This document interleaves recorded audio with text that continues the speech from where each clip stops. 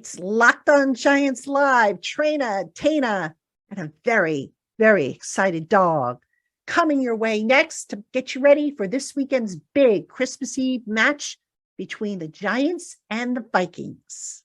You are Locked On Giants, your daily New York Giants podcast. Part of the Locked On Podcast Network, your team every day.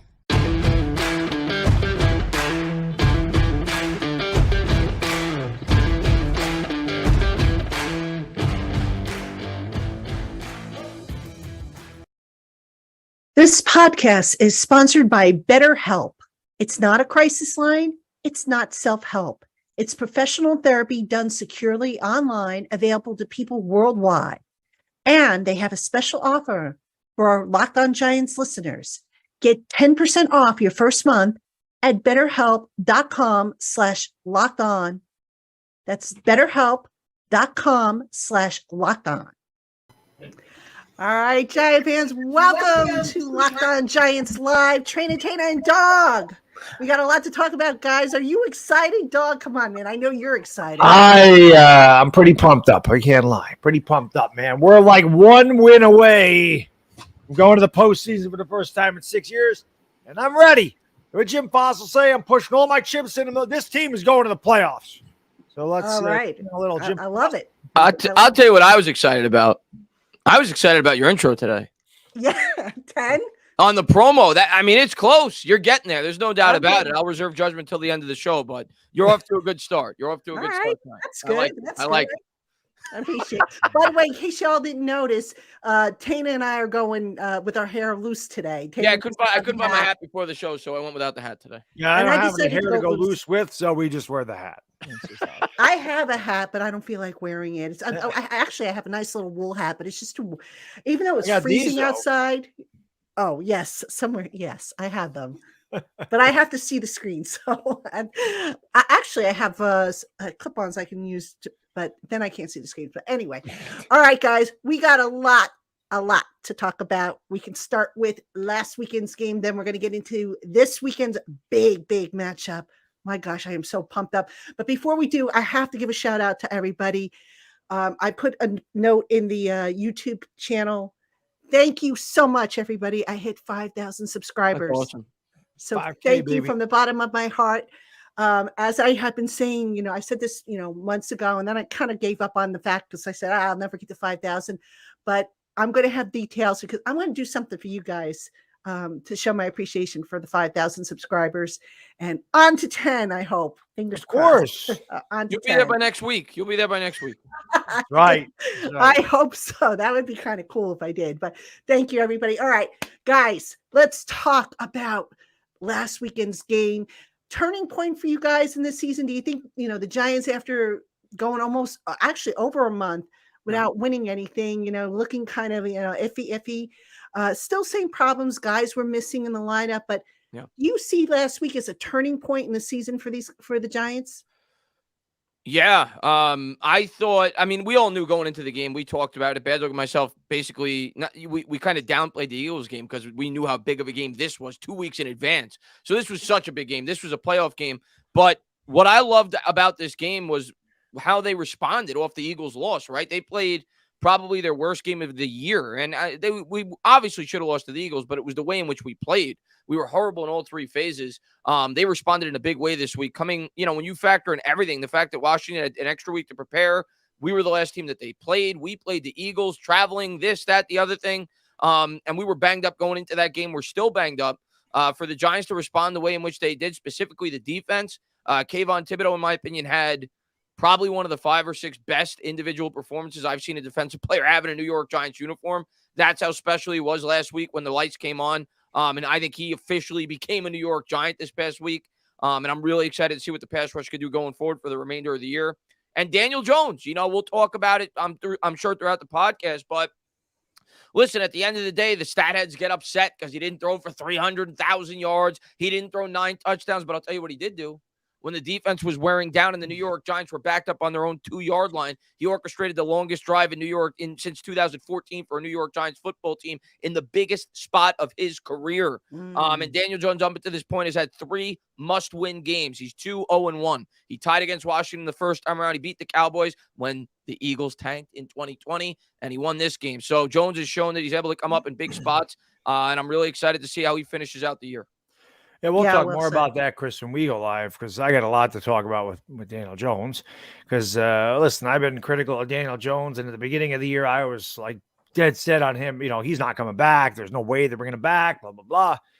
I think that he's grown quite a bit as a quarterback. And yeah, statistics don't tell the whole story. I say that all the time, but I'm with you. This is the biggest win the Giants have had since 2016. And maybe, like you said, Chris, before, maybe our last Super Bowl, because I don't know if we had it like a signature win in 2016. That was just a team that went 11-5. Maybe they were very maybe similar. One of the Cowboys games. I think you said it last week. Maybe one of the Cowboys. Yeah, the second Cowboys game is probably the big one where we hit Odell Beckham on the slant. And he took it to the house. They won that game 10-7 or whatever it was. But, you know, these two teams are very similar. The 2016 team playing kind of a weaker schedule, and we really relied on the defense, and the offense did just enough. And that's kind of the way it's been this year. And yes, there is no question the Kayvon Thibodeau, the sack strip fumble. And the funny thing is, if you go back and watch Chris and I's live stream, the play-by-play, both of us are sitting there going, this is where you get that turnover. This is where you get that big turnover. And sure enough, like it happened right there. You willed it. I like it. It's crazy. You know, and that was one of the best performances I've seen from a defense player in a long time for the Giants. A lot of what JPP, Justin Tuck, those guys used to do. And, you know, I know younger fans don't know, you know, didn't get to see Lawrence Taylor play, but I can tell you that what Kayvon Thibodeau did was awesome. That was Lawrence Taylor every week. Every week that guy played like that. Every week, Lawrence Taylor be sacking the quarterback, stripping. He's the one that invented the strip sack, by the way. He'd be chasing guys down, because how many times it came on Thibodeau chase a defender down 20 yards down the field? LT used to do that stuff on a regular basis. Yep. That was the turning point in that game. We looked dead in the water, and the defense came up with a big play. And then, like Chris said, you know, we had that one drive we had to have. It was a long drive, took us right to halftime pretty much. They converted a 4th down and 9 on that drive. Couldn't believe that they went for it. They did, and he hit Richie James, and they punched in for 7. And yeah, you know, the Giants and Washington are very similar teams. It was when we had to have, and we got it, and we're going to have to get like one more. We can clinch this week, because listen, Kansas City probably going to beat Seattle. San Francisco, if we held Washington to 12 points and they were at home, now they're traveling all the way across the country to play that defense. We think Nick Bosa's thinking about over there. So they're going to have a tough time. Not saying that we're going to have an easy time in Minnesota, but if we could find a way to win that game, we might be able to clinch and have a very Merry Christmas, Giants fans. That'd be nice. That would be nice. And I'm going to tell you what, you mentioned that 4th and 9 play, Bad Dog. That to me was this, you know, and I think we've both been on the side of we're definitely leaning Daniel Jones is coming back. Mm-hmm. The second they even attempted that play, in my head, I'm like, Daniel Jones coming back. Because to me, that is Brian Daboll saying, this is my guy. I believe in my guy. Like everybody that says that Brian Daboll, you know, he game plans around Daniel Jones. He doesn't believe in Daniel Jones. Biggest game the New York Giants have played since 2016. Crucial spot in the game in the first half, a 4th and 9, and you go for it. That to me says that he believes in his quarterback. Does that remind anybody of 4th and 17 against the Vikings all those years ago when Sims was the quarterback? Yeah. Anybody remember that play? Of course. That was the pass to Bobby Johnson. Yes. Raul Allegre. Yep. And I remember Lawrence Taylor saying Phil Sims became my guy right there. But that was, I had flashbacks to that. I'm old enough to remember that game. So am I. And I'll tell you what, you know, it just seems like there's a turning point, whether it be good or bad in a team season. And, you know, Washington fans, they're still crying about the officiating. Well, boo-hoo. How many times have the Giants had calls go against them? Dexter Lawrence, that phantom offside. Yeah, against them. You know, I mean, come on. How about the illegal man downfield against Dallas after he scored a touchdown? When you have to rely on the officiating to you know, make the difference, that means you didn't do your job. And I say that even when the Giants get screwed by the officials, and they've gotten screwed by the officials. So, you know, but anyway, this to me, a turning point for the Giants because, like you said, Tainah, the Giants got pasted by the Eagles, and they were either going to do one or two things. They were either going to fold up and crawl into a shell, or they were going to come out and kick butt. They came out and they kicked butt. Now, the score, people will say, oh, it was only 20-12. How's that a butt kicking? It was a butt kicking because when you look at what that defense did, and Dog, you talked about Thibodeau and how he made a bunch of little plays that maybe didn't show up on the stat sheet, but they were significant. Yep. When you look at Daniel Jones and how he was firing darts and making wise decisions, Richie James, somebody in the chat mentioned Richie James and how he turned it around. Yeah. From overcame his adversity. Yeah. This was a signature game for this Giant team. And hopefully this is the catalyst that sparks them to get on some kind of a run into the playoffs and maybe even be more than one and done. And I'm going to tell you what, this is now the second time we played Washington, and it's the second time I left the game thinking if I was a Washington fan, I would be furious with the play caller. Both games, Washington was jamming the ball down our throat with the run game in the beginning of the game. Brian Robinson was falling forward for 5 yards. There was one play where they had Curtis Samuel run on a 3rd and 2. 3rd and 2, you got Brian Robinson. He's getting 5 yards in his sleep every time he touches the ball. The play calling in that game was atrocious. Brian Robinson only had 12 carries. He only had 4 carries in the second half. And this is the second time Washington did this. They got away from the run way too early, and the New York Giants benefited because of it. I agree, but you know what forced them to get away from the run? The fact we were up 14-3. That was the big thing, and that's why, Chris, when we were doing the stream, I'm like, if we could just go down and score, we didn't, obviously, to open up the third quarter, but I'm like, if we could go down and score, make it 21-3, they're really going to have to get away from the run. And much like us, we're not built to come from behind by 3 scores. We're not built to come from behind by when we're down by 14 or 17. That's not our game. We're not built like that. Washington is not built like that. So when we got up, by 2 scores, I felt pretty comfortable because of the way the defense was playing. But yeah, I don't know why they didn't go to Brian Robinson. They didn't go to Antonio Gibson. They relied on Taylor Heineke. And that's what you want if you're a Giants fan. You want to say, hey, if you beat us, you beat us. And to go back to the pass interference, and it was pass interference. Oh, yeah. Absolutely. But it seems to be that the announcers just seem to not pay attention to the Ric Flair thumb in the eye that Kayvon Thibodeau took in the same play. He got thumbed right in the damn eye. He had to take the play off. They don't call that. So, you know what? Whatever. It is what it is. I don't care.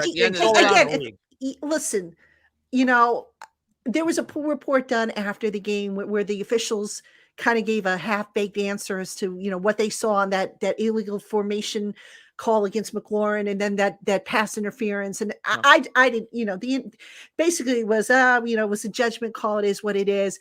Look, how many times have the Giants been on the receiving end of getting screwed? Too many. Again, it comes down to the officiating.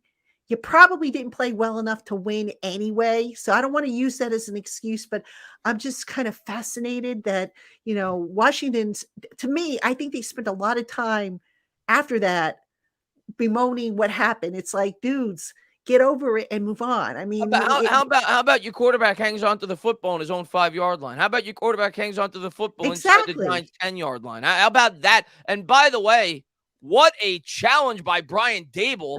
That's something you think about. You forget about after the game. Dable found his moxie because, remember, we've been talking about how, for the last several weeks, he kind of went a little conservative. Yeah. He went back to everything that worked in the beginning of the year, being bolder, running the ball, the defense came to play. They just had they had answers. Now, there's no such thing as a perfect game, but there was complimentary football across the board. And how great was that to see? Yeah, and I loved also the passing game they came out with. I think a lot of people are going to laugh at that, but to me, it was almost like an extension of the run game. Of course, the Giants have struggled in terms of running the football, in recent weeks, and everything was quick passes, but they got the ball out quick, and I thought that kind of set up the run there towards the end of the game. But I expect them to try that even more this week. A lot of quick passes, get the ball out quick, because we all know the offensive line is vulnerable. But hopefully they can hit a couple of deep shots. But Barkley at the end of the game, I think I said it to Bad Dog before the last drive. I'm like, he's going to carry us to this win, because you saw that they were starting to open up holes as that game progressed, because they had to stay honest, because Jones, even though the yards may not say it, was having some success in terms of throwing the football, and Barkley started to come to life at the end of that game, and he closed it out, which is what great running backs do. I'll be honest. I was getting a little frustrated with the passing game. I can't lie. I was getting a little sick and tired of it. I was like, is Jason Garrett calling the plays? But when I stepped back and thought about it after the fact, and I was getting frustrated because I'm like, can you throw the ball over 10 yards? I'm not asking you to throw 50, but obviously Brian Dable does not trust the interior offensive line. And I started thinking that's why he just get rid of the ball. Just get it out of there. We don't need to be having him get blindsided or turn the ball over or get sacked to get knocked out. Let's play ahead of the sticks. Let's play 2nd and 7, 2nd and 6, as opposed to 2nd and 18. And we'll take our chances on 3rd down and manageable, which is what the Giants did. And it was successful. And that's what makes a good coach. You find what works for your team. Yeah. Listen, we don't have the best talent on paper. I don't think anybody's going to question that. We all know that pretty much every receiver on our wide receiving core would not be starting on any other team in the NFL. Yep. And somehow we're finding ways to win games. And the people that, and again, Chris, we'll talk about this more because I had a lot to talk about with Daniel Jones. But I just don't understand how people are like, oh, he sucks. He's not the guy. I'm looking at, we're 8-5-1. With what? Bad dog. What? 8-5-1. Get better. 8-5-1 with the worst linebacking core in football, the worst cornerback group in football. Can you imagine if they had talent at those positions, what the record would be? Yeah, the worst wide receiving core in football. And by the way, we're this close. We should be 9-5. We should have beat Washington the first time around. We had 2 fumbles against the Jaguars on punt returns with Richie. Like the Giants, Seattle, 10-4. We're this close to being 10-4. With all those deficiencies, and nobody wants to give any credit to Daniel Jones. By the way, Daniel Jones this year has an interception percentage of 1%. Lowest in the league. Best in the league. And I understand he's not throwing the ball down the field a lot, but that's still impressive. And I looked at it. Since 2018, there's only been one quarterback that has had a interception percentage 1% or less for an entire year. That's Aaron Rodgers. He did it twice. Daniel Jones right now is at 1%. He's done a fantastic job this year. He's got 17 total. But you know what? You know what, though? There's always going to be people complaining about Daniel Jones. I had, in my letters to the editor that are coming out tomorrow on Giants Country, I had people defending Jones. I had people, bad-mouthing him until he does like what Eli did, which is basically win a Super Bowl. He's always going to have his detractors. There's always going to, on this channel alone, I have one guy who keeps saying, oh, I can't believe you're supporting Daniel Jones. He's awful. What's wrong with you? You don't know anything about football. Why wouldn't you support? That's what I don't understand. It's like, look, whether you like him or not, if you're rooting against him, you're rooting against the team. Right. I don't get it. I don't understand that. You're telling me that you want Daniel Jones to fail? Yeah. If you want to be critical of his performance, that's one thing. I've been critical of his performance, but you don't want him to fail. Fails. No. I don't understand that. If somebody can explain that to me, please do, because I don't get it. We can't. And I don't think I'm that's silly. We're 8-5-1. We might have less talent on this team this year than we did last year. And we're 8-5-1. And the injury, you throw the injuries in?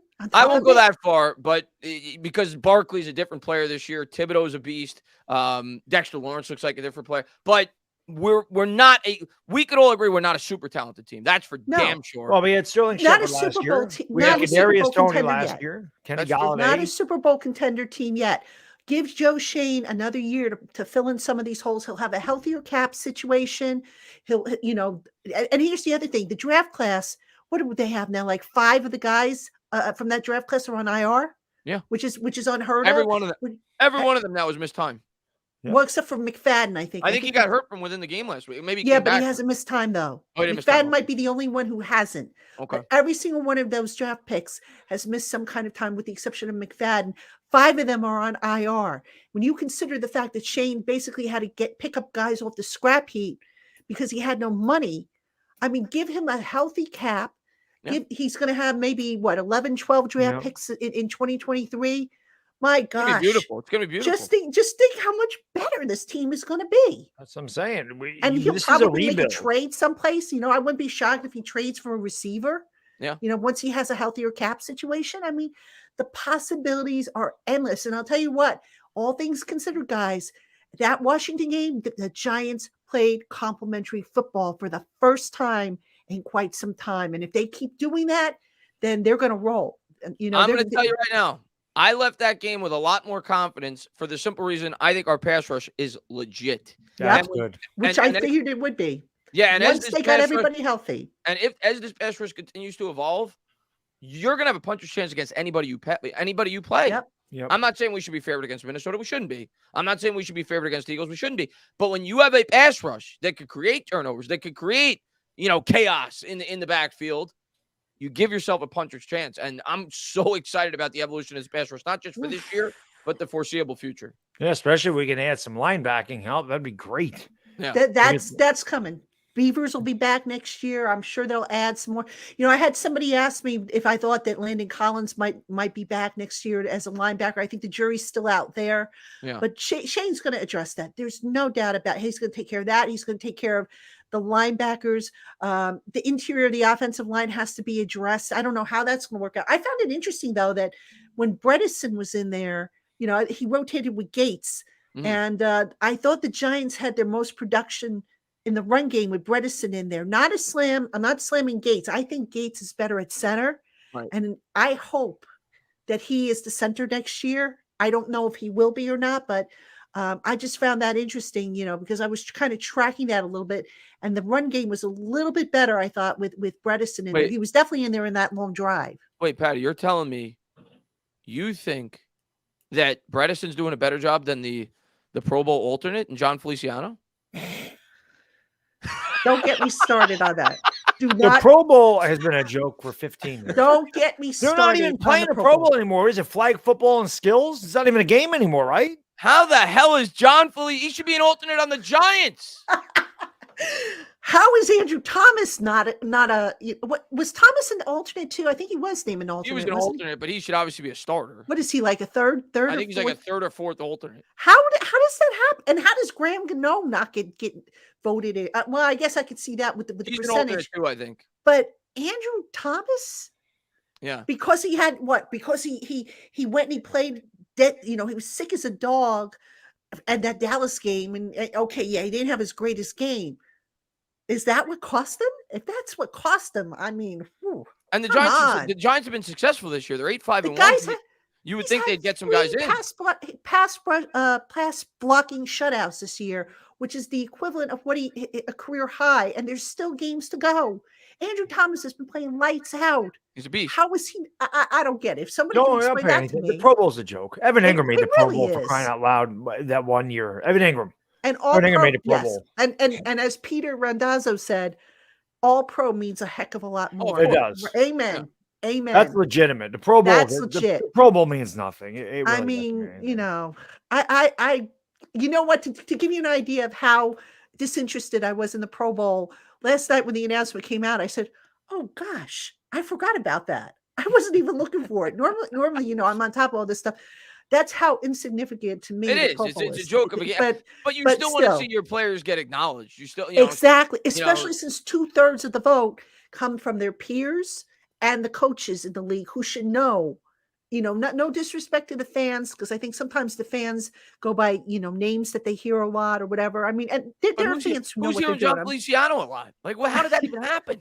I don't know. He must have some family or friends in the league. Maybe it's Bill's Mafia, because they're crazy. I know he came. But I don't know. I mean, the Pro Bowl, the whole setup. It's just you want to name an All Pro, a Pro Bowl team, fine, but eliminate the other stuff.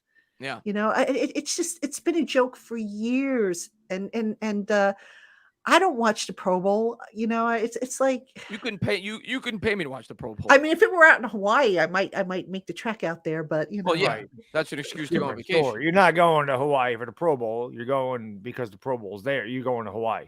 Right. Yeah, exactly. All right, let's grab a few of these questions, and then we're going to talk about the big game coming up. All right, Jacob Petruzzi asked, would you guys consider sitting starters if we clinch this weekend? No. Yeah, not with 2 more games to play. No. Look, this team, you got to build up a head of steam with this team. I think, I just for sure. But the other thing I'm going to say is, I think we could all agree we're not a Super Bowl team. No, and I think we could all agree that this team needs as much development as they possibly can. Absolutely. Get. So to give these younger players like Daniel Jones, no, I don't want them having days off. These regular season games are so important. Each game means so much to the growth of these younger players. So No, we're not. Now, if I felt we were a Super Bowl team, I may feel differently, like if we were the Eagles, but we're not. Yeah. So I don't think it's worth it at all. No. Yeah, it's better to let Yeah. these players get experience under Dable and Wink system so they can Absolutely. continue to, learn the system.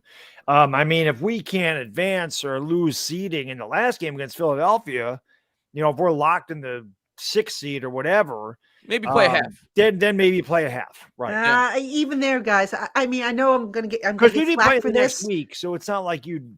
Yeah, I wouldn't sit anybody. Look, get as much experience as you can.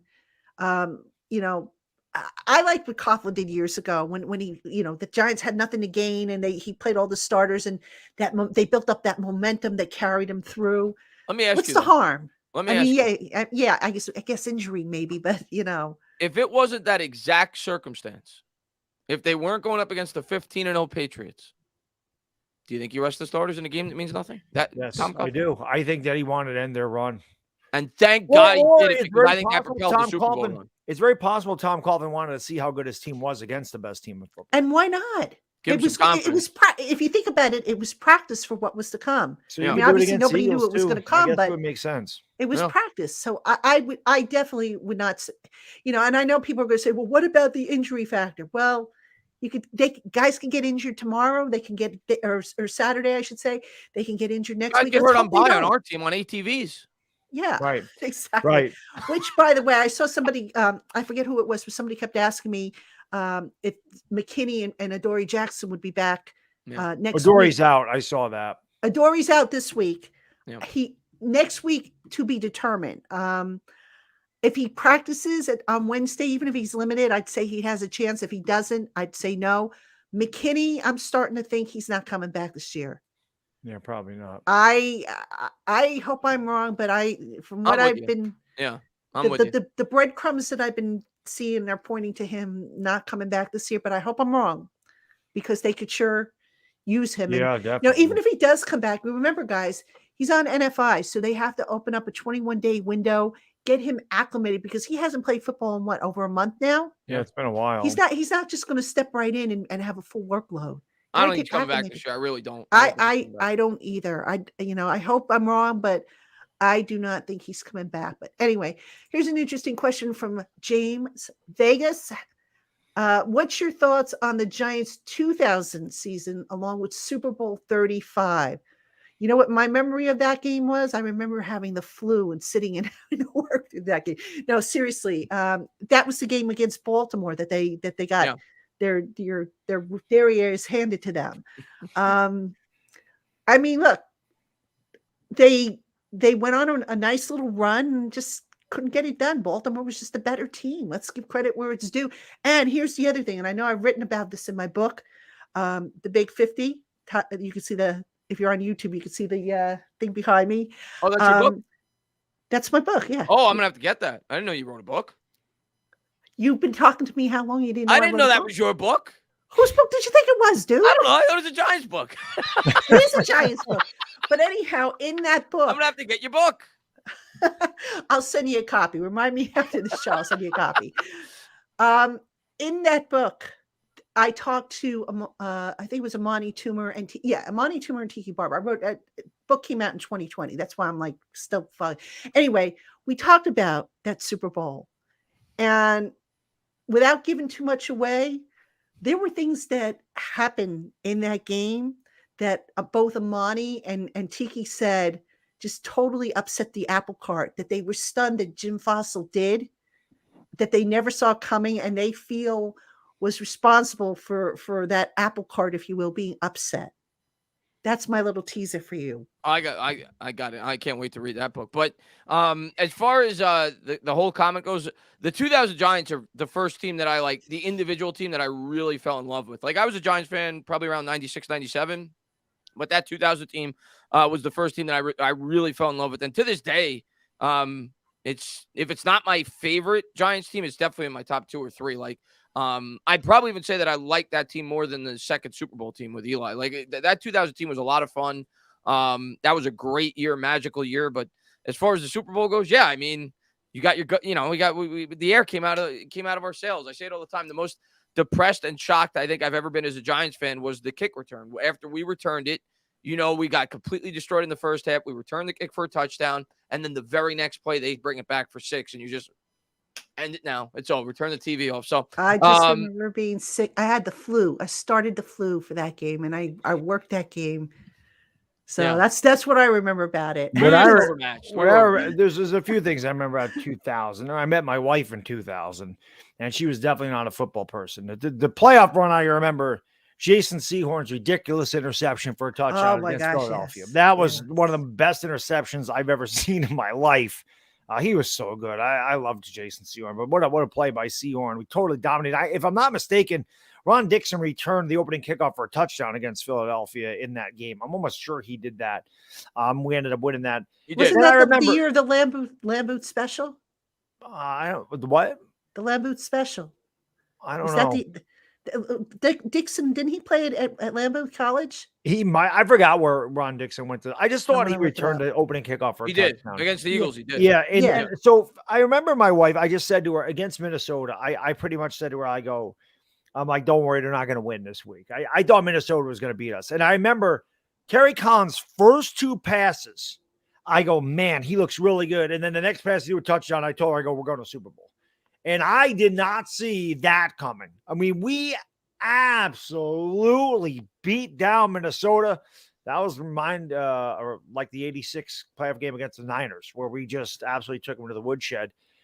And then I remember going against Baltimore, and I'm thinking, I remember not wanting to play Baltimore. I wanted to play the Raiders. I just had a bad feeling. Their defense was so ridiculous. And I'll never forget, man, I think it was Jesse Armstead picked off a pass, ran in for a touchdown. They called a holding on Keith Hamilton. I'm like, this is it. When Stokely beat Jason Sehorn, I go, oh, God, we're in trouble. Because I knew it was going to be tough to score against that Baltimore defense. And we didn't. Offensively, we never scored against them. So, it sucked. But at the end of the day, that really didn't hurt that bad because I was like, you know what? Sometimes just could be by a better team. Baltimore's better than us. There was no question. It's not like you're like, oh, man, we would have done this. If we would have done that. Like, you think 2007 Patriots fans aren't still thinking about David Tyree's helmet catch? Yeah. Like those little things. You're like, oh, my God, if this would happen or that would happen. This was just, we got our ass whooped, then we move on.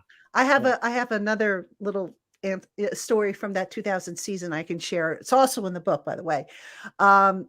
Jesse Armstead, this was for that Minnesota game that the Giants absolutely blew the doors off of Minnesota. Remember? I think that was 41-0. 41-0.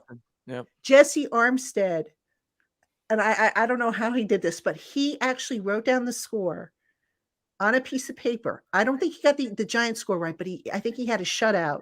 He definitely predicted a shutout. Wrote down the score on a piece of paper, tucked it. I want to say it was under the podium.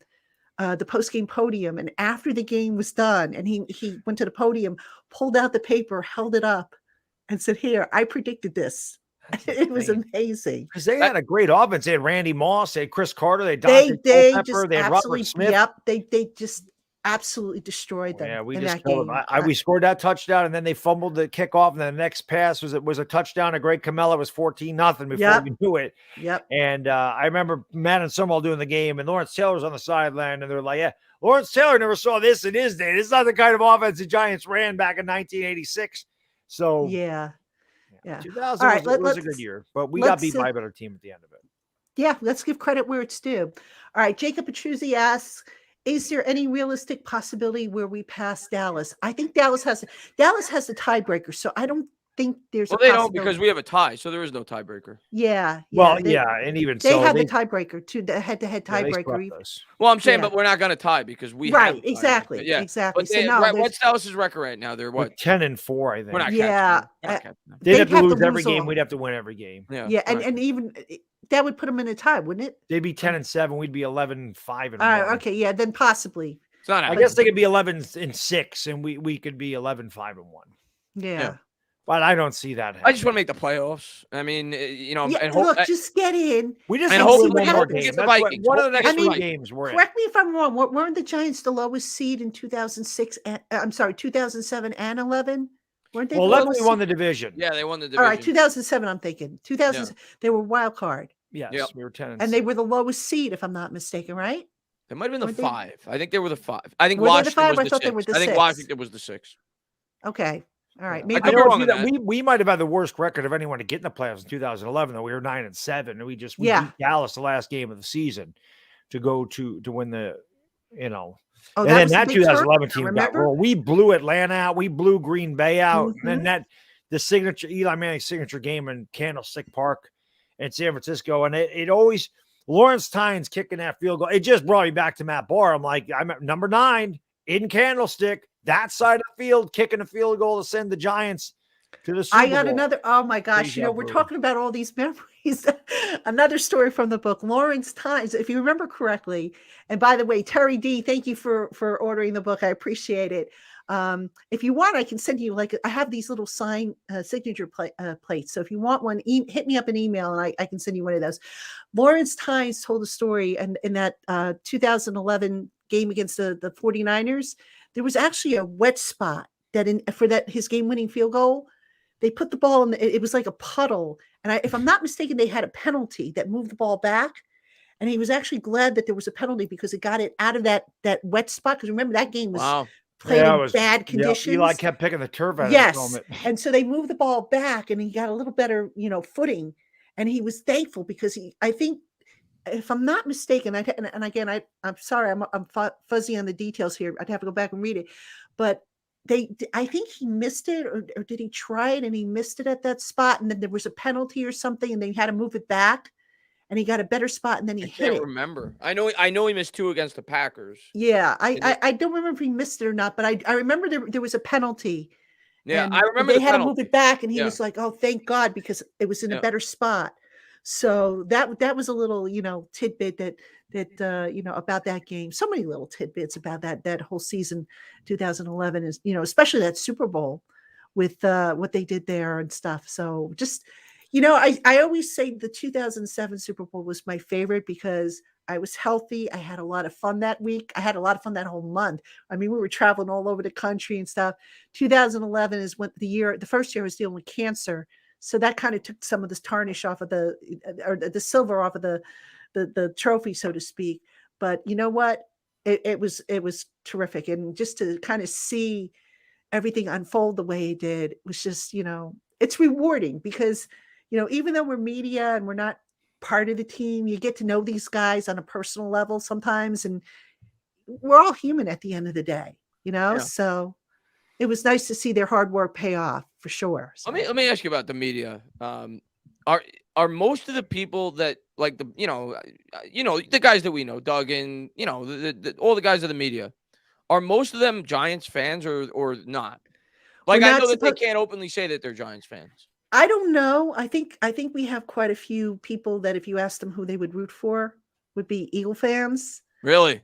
Yeah. No wonder why I don't like most of you guys. Technically, look. I wonder why they don't look like most of the Giants, Chris.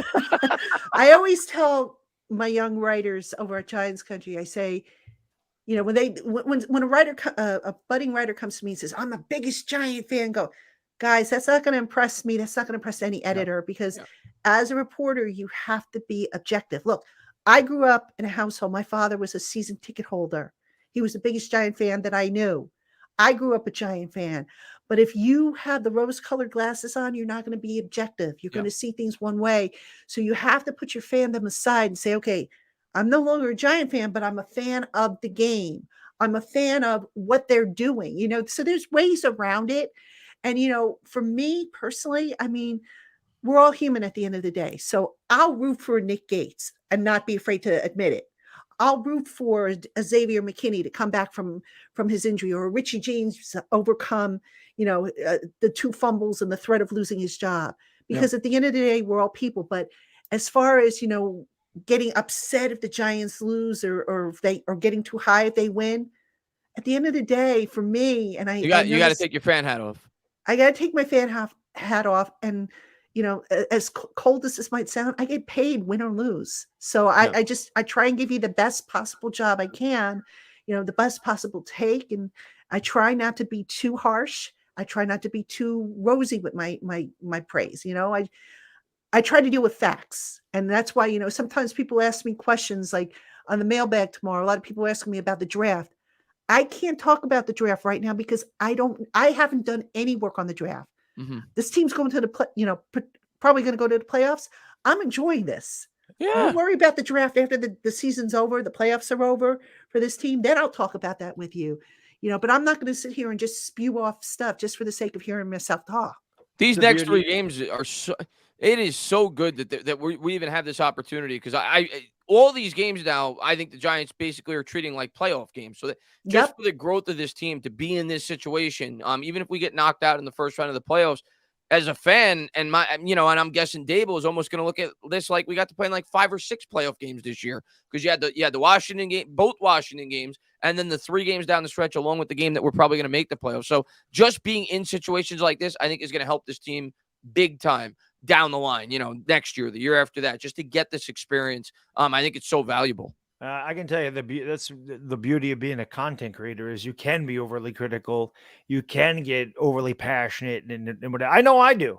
And, some people don't like that, but I try to let people, I don't know why they don't know this by now. I've had this channel a long time and I made a lot of videos. I'm a fan. I'm not trying to be an analyst. I'm not trying to be on TV. I would love Chris and I to have a radio show on Sirius XM. I think that'd be cool. I would not change my personality. I can tell you that, I wouldn't change, but I'm just a fan. Like all I do when I do a video or I rant about somebody or praise someone, I'm doing it from my own perspective as a fan. The Giants have a lot of work to do. They do, but Chris and I have been covering this team together, or doing the content together since 2018. Okay. Yeah. And they have sucked for a long time. Yeah. And at the end of every show, I'll be like, just wait till we're good. But we're good. And some fans may not like the way we win. Some fans may not like the quarterback. And some fans may be looking at, we got to get rid of this guy. He sucks. And I just can't say, I'm sitting there thinking to myself, how does he suck when we're 8-5-1? And we have no talent. I'm trying to wrap my brain around it. Because again, I've been critical of Daniel Jones, but I'm not critical of him this year because we're winning football games. And he has as much to do with it as anybody. Right. Yes. So I don't know. Like for example, I did a video talking about the Daniel Jones haters club, where there's just people that just, no matter what he does, Anthony Richardson this, Anthony Richardson that. I'm like, I wonder how many people that actually mention Anthony Richardson actually watch him play. Because go watch the Vanderbilt game, go watch the Kentucky game, not the Vanderbilt game, sorry, the Kentucky game, and I think it was a game against, he stunk. Okay. But I'm just sitting there going, we're going to the playoffs. Like, why can't we enjoy it? Why are you so down on, why does he need to be, we need Pat Mahomes? Like, you can just go, yeah, Pat Mahomes is readily available in every draft. You're just going to take a quarterback and he's going to be, why does he need to be Pat Mahomes? Or Josh Allen? You're not going to find those guys. It doesn't happen very often. Look at how many quarterbacks. And by the way, Bad Dog, that was created. Pat Mahomes, the situation was created. It took years of buildup for Pat Mahomes to become Pat Mahomes before he entered the NFL. They set him up 3-4 years before they went up and got their guy. They got Tyreek Hill. They got Travis Kelce. They built the team before he got there. And for Josh Allen, you saw Josh Allen struggle for 2 years because they didn't quite have the team yet. Right. And then they built the team, and that's when he took his jump, when they got him the necessary pieces. So even those guys, like if Pat Mahomes is the best quarterback on the planet. But if Pat Mahomes was thrown into this situation that Daniel Jones has been put in his first 4 years of his career, he ain't the Pat Mahomes that you know. Right. There's no chance he's the Pat Mahomes that you know. And what have I always said about Daniel Jones? That when the Giants drafted him, they didn't have a team around him. I always make this comparison. It must be a woman thing. I don't know. But it's like bringing home a new baby and not having a crib and a changing table. You don't have what you need for the new baby. So how are you supposed to, acclimate it to its new life, outside the womb? It's the same thing with a quarterback. If you don't have an offensive line, if you don't have receivers, a tight end, a running game, how do you expect this guy to do anything? 4 play calls in 4 years. Yeah. It's ridiculous. Yes. It's ridiculous. It really is. So I just, like I said, we're 8-5-1, and there's not a lot of talent on this team. So if he was really that terrible, we would not be 8-5-1. We would not be 8-5-1. All I can think to myself is the first year of a rebuild, no cap situation, new system again for the third time in 4 years.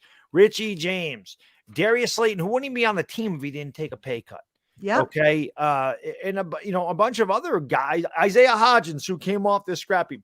These are the guys he's throwing to. A mishmash, a terrible interior offensive line that has dealt with injuries. So when you think of how low level our starters are, and then they get hurt, think of there's somebody worse than Feliciano. Think about that for a minute. There's somebody worse. And we've heard now for weeks and weeks and weeks how Daniel Jones doesn't elevate players. He's got guys that are off the practice squads of these teams, and they look like NFL receivers. What do you mean he doesn't make players look better? Thank you. Thank you. What are we talking about? Because the guy doesn't have 1,500 yards. Okay, Isaiah, there wasn't a team in the league that wanted Hodgins. Right. Thank you. Yeah, I don't understand. Look, I know how much you can elevate the guys that he has. I'm sure more than he has. Listen, as good of a game as Thibodeau had last week, I'm sure there are people out there who still think he's a bomb because he took plays off in college, allegedly. Right. You're never going to please everybody. It's just, how it goes. Just how it goes. I don't understand, though, Patty. Like I said, you can be critical of a player. You don't need to like him. That's fine. You can say that he needs work to do. He's not a very good quarterback. Fine. Those are all fair points. He does need work. He does have to do work. Sometimes he does check it down. Sometimes he doesn't see the whole field. Sometimes he does go with his first read. So he does do things that he needs to get better at. But I do believe in time with this system. And I do believe when they get a better offensive line and he can trust it and he can actually feel like, hey, I can take a 5 or 7 step drop and not get knocked on my pockets when I've hit my back foot because my guys are getting beat inside where you never want to get beat. You don't want the guy come right in the middle. He can't step into the throw. Yep. He's taking care of the football. This is why we're winning football games. So we're not winning in spite of Daniel Jones. If Daniel Jones was turning the ball over the way he did his rookie year, we were winning. You could say we're winning in spite of the fact he's turning the ball over. Which is what I always say. He's not Pat Mahomes. He's not Josh Allen. He's not supposed to be those guys. He doesn't have that talent. There are not many Pat Mahomes. This is quarterback 101 for him in this system. He's at level 1, and considering the support he has, he's doing pretty darn good. Imagine what's going to happen when he gets better talent around him. I guarantee it. And you get to level 2 and then level 3. I mean, Josh Allen wasn't Josh Allen when he first came into the league. Jalen Hurts wasn't Jalen Hurts. Exactly. People were screaming to get rid of Jalen Hurts. Right. I said he stunk. I'm a Giants fan. You know how many Eagle fans were ready to get rid of that guy? I don't care the year he's having. He still stinks. He's you know what I'm saying, though. And again, in this video, I said, do you think that if Daniel Jones had a good offensive line and Tyreek Hill and Jalen Waddle, you think he's got the same stats? You think he's got the same stats if he has the Eagles supporting cast? If you do, you are either just blind or you know nothing about football. You can't tell me that the offense would be the same if he was throwing A.J. Brown and Devontae Smith and Dallas Goedert with that offensive line. The other thing is, this is now Jalen Hurts' second year in the scheme. Yeah. Yes. It's the same thing for Jared Goff. Like, Jared Goff basically has a very similar support system to what he had his first year with the Lions, which is a good support system. They have a very good offensive line. They got Amon-Ra St. Brown. They got some weapons in the passing game. But he looks a lot better this year. And I think a lot of that has to do with his familiarity from within the offense. Mm-hmm. And you think about Daniel Jones. Now he's picked up this offense for a year. He comes back next year with added artillery, added weapons. He's going to look better. He's going to look better in this offense. You guys also mentioned this because a lot of Giants fans are like, I'm not willing to spend $25 million a year on Daniel Jones. That's too much against the cap. And we've talked about it. That's not the way you set the cap. That's not how it works. If it's $25 million, you might get 17 against the cap. 16, depending on how they structure his I really got to do this cap. They're going to know what they're doing. I've got to do this cap pod to hope. And $25 million is not what in the off season. I'll do the cap. What I'll do is if I have to, I'll just do a live show. And I'll just take questions about the cap and I'll try and answer them and maybe have some examples. I really got to do a cap show because I know a lot of people, they come to me and they with scenarios and how could the Giants afford to do this? Or what if they do this? And I'm like, nah, it's not quite how it works. So that is on my to-do list for the off-season guys. I'm going to tune in for that one. I'm excited. All right. Well, All right, guys, listen, we got to take a break. When we come back, I want to talk about Minnesota. We spent all the time talking about the past. We got to spin ahead to the future. Big game coming up. So let's take a quick break and we will be right back. Today's LockedOn Giants podcast is brought to you by Turo. Turo is the world's largest car sharing marketplace. With Turo, you can book any car you want, wherever you want it, from a community of local hosts. Browse a huge selection of vehicles for just about any occasion or budget across the US, UK, Canada, and coming soon to Australia. Whether you're looking for a luxury car for a special event, or something to get you from point A to point B. Or maybe you want to test drive a particular model before making an investment. Turo's wide selection can deliver. And speaking of delivering, many Turo hosts can even deliver the car right to you. Every trip is backed by liability insurance. Terms and conditions and exclusions apply. Forget boring car rentals and find your drive at Turo.com. Hey, Giant fans, I got an important message for you right now.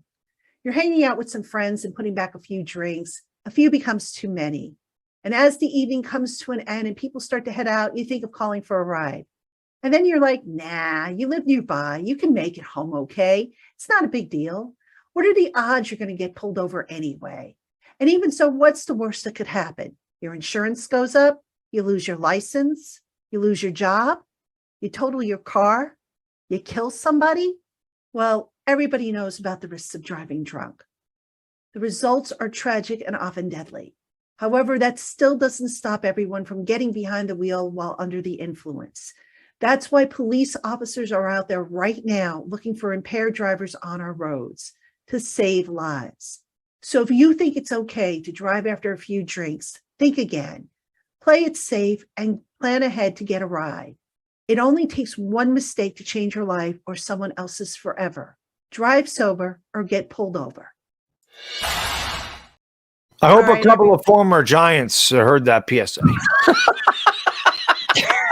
I hope a lot of people heard that PSA. Yeah, but there's definitely a couple of Giants in particular. I hope we're tuning in. You know, just real quick, I had a doctor's appointment this morning, and I'm driving down Route 18 to get to the doctor, and there was a drunk driver on the road. I could tell because the guy was fishtailing and I'm sitting there going, especially after what happened to me, a couple with the weeks truck, ago. yeah.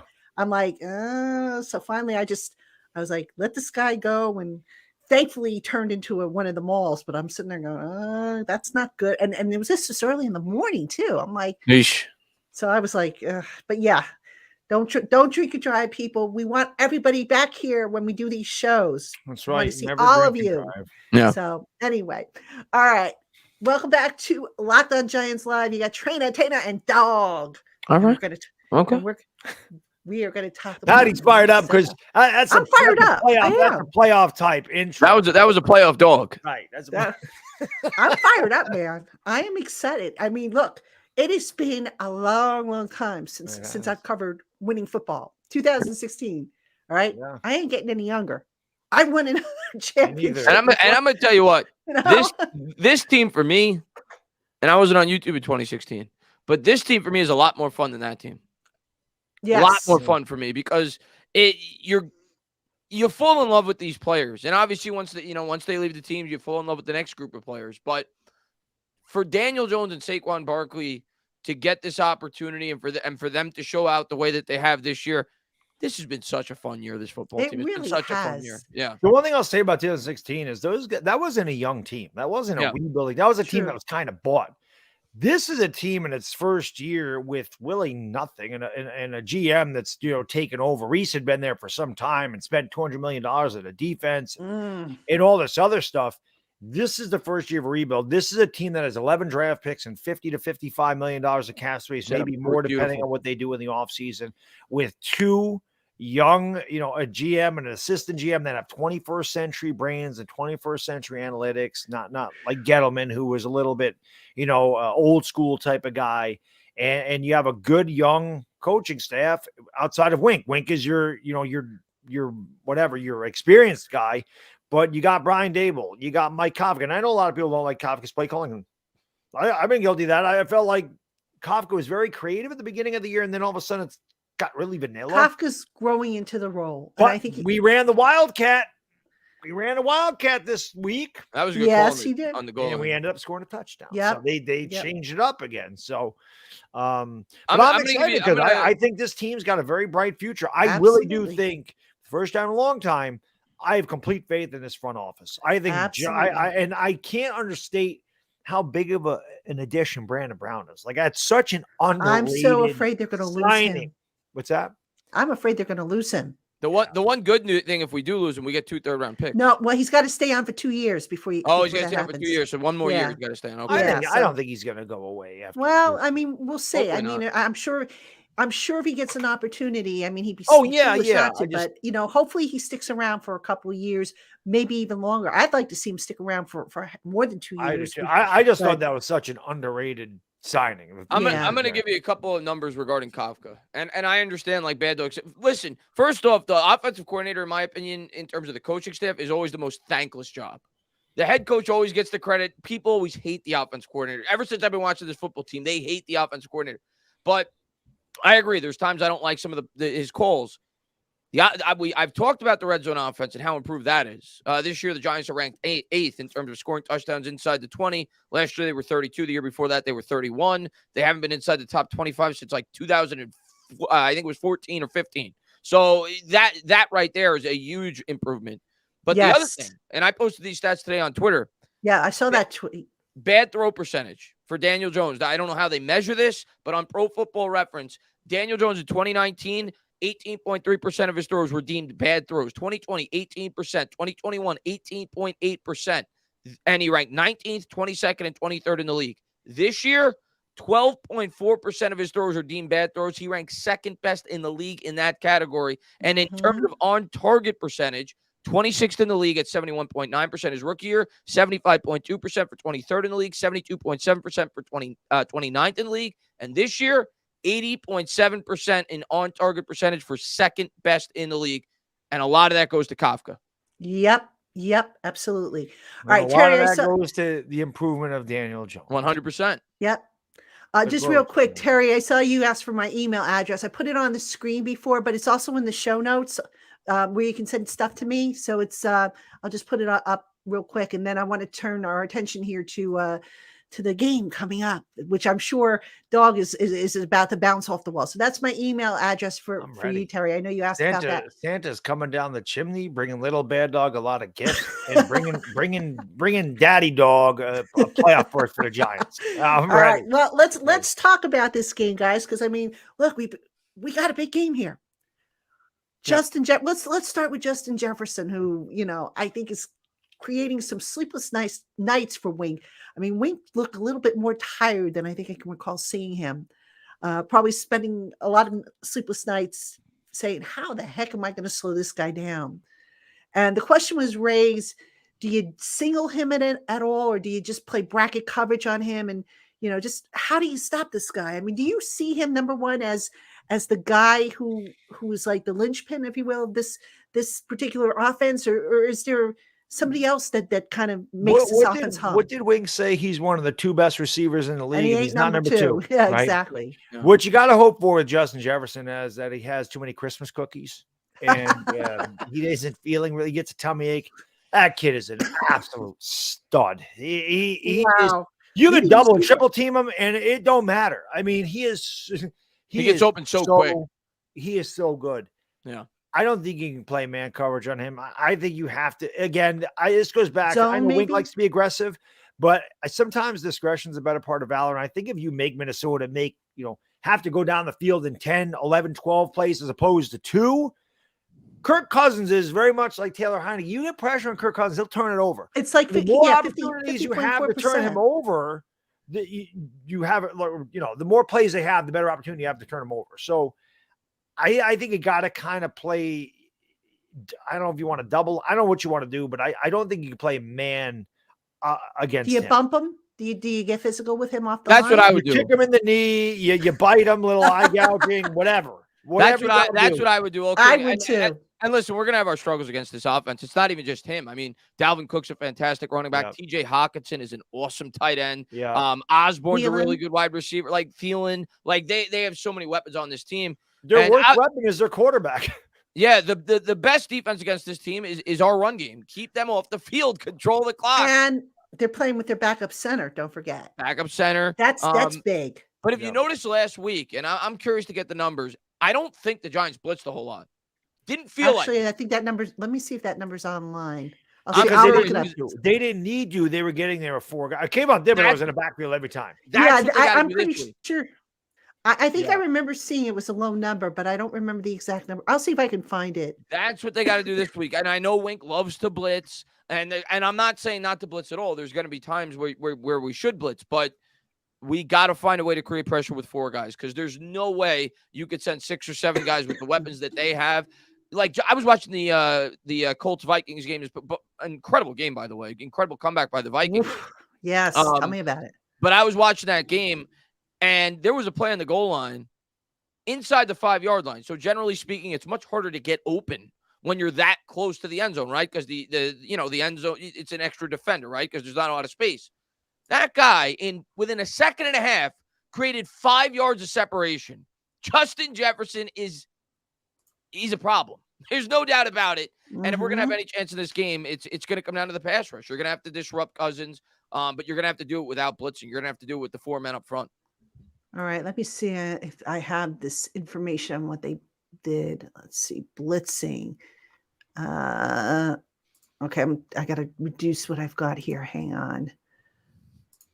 Got too many fields on here. I'm looking up Sports Radar, which is pretty good for this stuff. Yeah, it didn't seem like we needed to bring the blitz because, like I said, Thibodeau is back there, Aziz.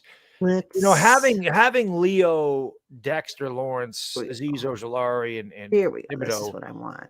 That's just having all those guys healthy is awesome. It's kind of like 2011 where you had Tuck, Umanura, and JPP. It was like the first time the entire year that all 3 of those guys were on the field against Dallas, the last game of the season. So getting those guys all healthy and ready to go is going to be a huge lift to this defense, especially when they get Adoree Jackson back. All right. According to Sports Radar, I just ran a report. They said player blitz. It looks like they blitzed about 13 plays. That sound about right? That's not a lot for them. They actually lead the league in blitz frequency at 40%. Yeah, I remember. I think somebody else had a low percentage number, so that sounds about what they did. So typically, a team runs 65 offensive plays. Yeah, so they didn't blitz a lot. I do know that because 18%? I remember we wrote that in our post game wrap. But about 13 plays or so. Where they brought the blitz. Less than. They typically blitz 40% of the time on the year, and that's after this week. So that number's gone down. But 40% of the time. Well, listen, if the 4-man rush is getting there, why, especially knowing that defensive secondary is put together by Scotch tape. I mean, that helps. Patty, let me ask you this. Why is Rodarius Williams not playing? Do you know why? Actually, somebody just asked that. Papa, was it Papa Gusto? No, somebody just asked me that. I can't see the chat, but I just somebody just asked that. I think what happened there is just in listening to the coaches and what they've said, they've kind of hinted that he hasn't been practicing well. Okay. So you remember, Dable and the staff, they don't care if you're a draft pick. They don't care if you're a $72 million receiver. If you don't practice well, you're not going to play. Okay. I was just curious because he played really well against Dallas. Yeah, but sometimes look, I think the fact that he also popped off didn't sit too well with the coaching staff. I'm not saying that's why they're punishing him, but that's one thing I love about the coaching staff. They're no nonsense. They don't play favorites. Exactly. But sometimes guys, and I'm not saying this is the case because remember, we don't get to see the practices. We just see like the first 10, 15 minutes of practice when they're warming up and doing individuals. But sometimes guys will come off of a game, and instead of flushing it, they'll be, hey, look at me. I had my breakout game. You can't do that. If Kayvon Thibodeau went through this whole week thinking, hey, I'm the NFC Defensive Player of the Week. I'm the bomb. No, you can't do that. That was last week. What are you going to do this week? Everything so sometimes that gets in there. It's so the opposite. He seems so humble. He never seems like he takes a playoff to me. And like I said, he was chasing guys down 20 yards down the field. He didn't stop. He doesn't stop. And I know he doesn't have a ton of sacks. But if you watch him play, you'll see he's in that backfield almost every time. He gets held almost every time. His most overlooked play was his last play of the game. Yeah. For him to hustle back and stop him at the 1 yard line. Yes. That was his not to say that was his best. It was probably his most important play. Because for him to do what he did, he went across the field on that play too to get back there and stuff the quarterback. But there were several plays in that game where he was going 15, 20 yards down the field and chasing guys down from behind. That's what reminded me of Lawrence Isn't Taylor. it amazing how many people are talking smack about him? They're talking, oh, he takes plays off. Oh, he's this, he's that. He should be making all these commercials. The guy shows up. The guy's incredible. He's incredible. And you know what? A lot of people say, well, what's he really like? He's got a larger than life personality. He's got a love for life. And he's actually kind of refreshing. Somebody actually asked me if I thought he was a jerk. And I'm like, no, far from it. Yeah. I find him very pleasant. He's intelligent as heck. Guy is smart as they come. And he's just so enthusiastic about life and just. I love him. I love everything about him. How do you not love that personality? And that carries over. But yet on the field, this is what's so cool about him. He doesn't act like he has all the answers. He puts his head down. Yep. He listens to his coaches. He listens to the veterans. And he does what he needs to do. So he's not this arrogant, blowhard. If he's you confident. Will. He's confident. Yes, he's confident, but he's also modest and humble. Yeah. It's a good combination. Listen, he's going to be a star for years to come. Mm-hmm. He is. It's going to be his team probably by next year. Like that. Yeah. That's where it's trending. Like, I can see him being a defensive captain next year. I could see it too, for sure. Yeah. All right, Papa Guzzo, who, by the way, I hope you're feeling better, Papa Guzzo. I know you said you were feeling under the weather earlier today. Can the Giants run on the Vikings defense?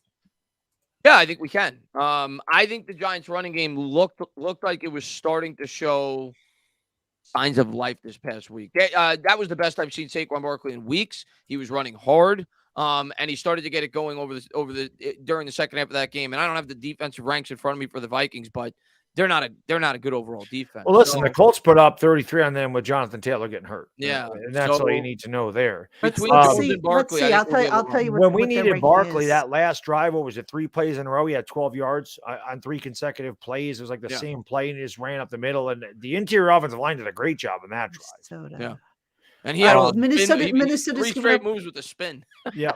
Yeah, kept hitting the circle button. They're ranked 18th. They're giving up 120.4 yards per game. In their last 3, they've given up 141.7 yards per game. And what's their yards per carry against?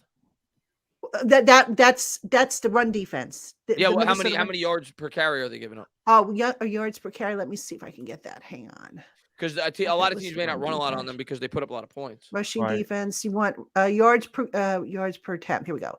Let me see what it comes out to. Minnesota 4.4 That's for the season. 4.4 last 3.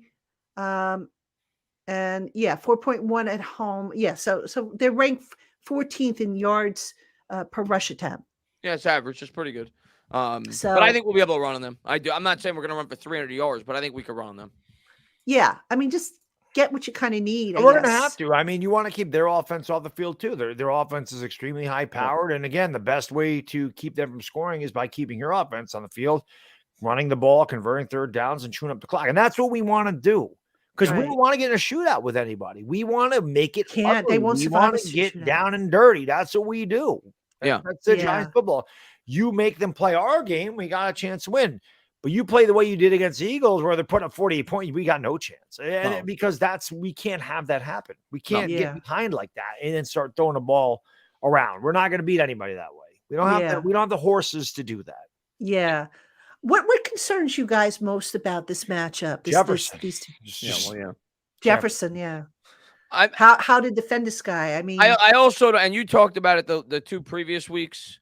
The short rest could play a factor too. I mean, we played Sunday night. Minnesota played at home. And they were off Monday, and then they practiced Tuesday. Tuesday was a walkthrough. Wednesday was a full practice, and today was a full practice. Yeah, so tomorrow's a travel day. And here's the other thing. Talk about scheduling. With the weather being what it is, who knows if the flight's going to take off on time and how long it's going to take. I didn't even think about that because Minnesota. So that's another, because they're going to be that there's right now in the area and our dog. I guess, well, Chris, you too are probably experiencing it. There's rain, but there's a big winter storm coming this way that they're going to have to fly through.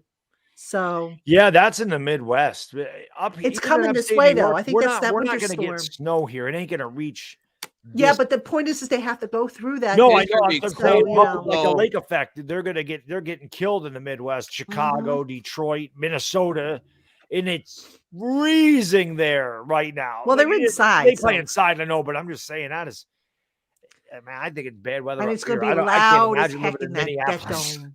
How bad it is Loud there. as heck. I was a little surprised, to be honest with you, and I know Minnesota hasn't blown out many teams.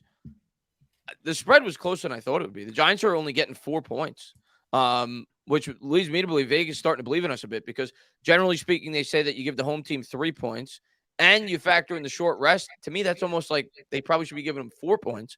So Vegas is almost telling you these are like even teams. I think Vegas is a believer in the Giants defense. Yeah. I don't think we're a dominant defense, but I think we seem to hold. We talk about how good this offense has improved in the red zone, scoring touchdowns, and we're one of the best red zone defenses in the league. Yeah. So when you're able to hold teams to 3, they may be able to drive 50, 60 yards, but when you're keeping them out of the end zone, it's obviously always going to give you a chance to win. So what did you say the spread was, Chris? It opened at 4. Yeah, it's still 4 according to BetOnline. So still 4. So yeah, it's still 4. I'll tell you what, over-under is 47.5. This defense definitely has a lot of holes, especially with a lot of the injuries that we have. But we're dominant in 2 key areas for our defense. We're dominant on third down defense, where we rank 3rd best in the league, and we're dominant in the red zone, where we rank 4th best in the league. And that's how we've been able to overcome a lot of these things. And those are the 2 probably most important parts of your defense. And the other stat I posted today on Twitter, I couldn't believe it. We have the fewest missed tackles in the NFL this year. That includes all the ones Tate Crowder missed. Yeah. We only have 42 missed tackles as a team this year. And when you factor in really, it seems like we missed a lot of tackles, Chris. That seems crazy because when we're watching the game, I swear you missed so many tackles. According to Pro Football Reference, we have the fewest missed tackles in football. And their stats are based, I think, from Stats Inc., which is what the league uses, if I'm not mistaken. So, I think our secondary tackles very well. I noticed that throughout the games. They're not great in coverage at times, but I think they tackle well. Yeah. Now, here's an interesting stat from Amazing Guide. Vikings are 10-0 in 1-score games. Well, they're due to lose. We got a pretty good record in 1-score games, too. Yeah. Dog's not bothered by it. Dog's like, the Giants will take care of it. They'll be 10-1 after the Giants come in. Well, let me think of 1-score nobody's games. Perfect. Our losses, we got blown out by the Eagles. We lost by 2 scores against the Lions. We lost by 1 score against Dallas twice. 1 score against Dallas the first time, not the second. Oh, the second time, too, because we got because they got a cheap touchdown. The nonsense touchdown at the end. But we're pretty good in 1-score games, too. Yes. Yeah. David L., in reference to my comment about the weather, he said Dable said that the travel plans might change. I just looked right now. As of now, everything is still scheduled to take place as was originally planned. So, if it's that bad, and I don't think it's going to be that bad until tomorrow, late tomorrow. It's the wind more than anything that's probably that could hold up. I'm not. Snow, the wind. It's supposed to be really windy. Like if I'm watching the Jets right now, and you can see the wind swirling around. They were saying the wind tonight was going to be brutal for the Jets. Yeah. All right. I want to get this question up here from Gabe, who wants to know how Dalvin Tomlinson has looked in Minnesota. I haven't really followed him all season long. Have you guys? No, we got Dexter Lawrence. I don't worry about Dalvin Tomlinson. Yeah, I'm. Look, I hated to lose him, but Dexter, man. Whew. Oh, he's another. Chris, do with me. He's another. Yeah, the Dexy dance. I mean, yeah, sexy Dexy. I love that. He's how he introduced himself to at Sunday Night Football. You know what? I always feel so corny. Like he likes being called sexy Dexy, and I feel corny saying that to him. So I'll say, I'll go, "Hey Dex, what's going on?" And he'll just look at me and I'll go, "Hey sexy, what's going on?" I feel so silly doing it. Oh, so he likes you calling him sexy. And not just I think most men do. His teammates I was going to say, what guy doesn't like to be called sexy? It's not a woman thing. It's not a woman thing. It's his teammates do it too. I just think it's so funny. I mean, hey, that's one thing it seems like these guys seem like they're having fun. They are having fun. And you know what, Dex, we had a vote for good guy every year the Pro Football Writers, the Giants, well, all the chapters do, but you vote for the good guy on your team. All right. Yeah. So the good guy is basically the player who was most cooperative and, and helping the media do its job. I had Dexter in my top 3. Yeah. I had Gates. Hold on. Before you answer, let me guess your top 3. Let me guess. I just said who my second one was. I didn't hear it. I promise. All right. Guess who my top 3 are? I'm going to go Gates because you love him. Yes. Gates is in your top 3. Yes. So Gates, Dexter Lawrence.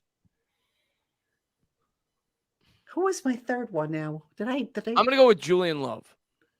I didn't put Julian in there. I probably should have, but I didn't. What was who were these guys? The Good Guy Award. It's an award given to the player who is most.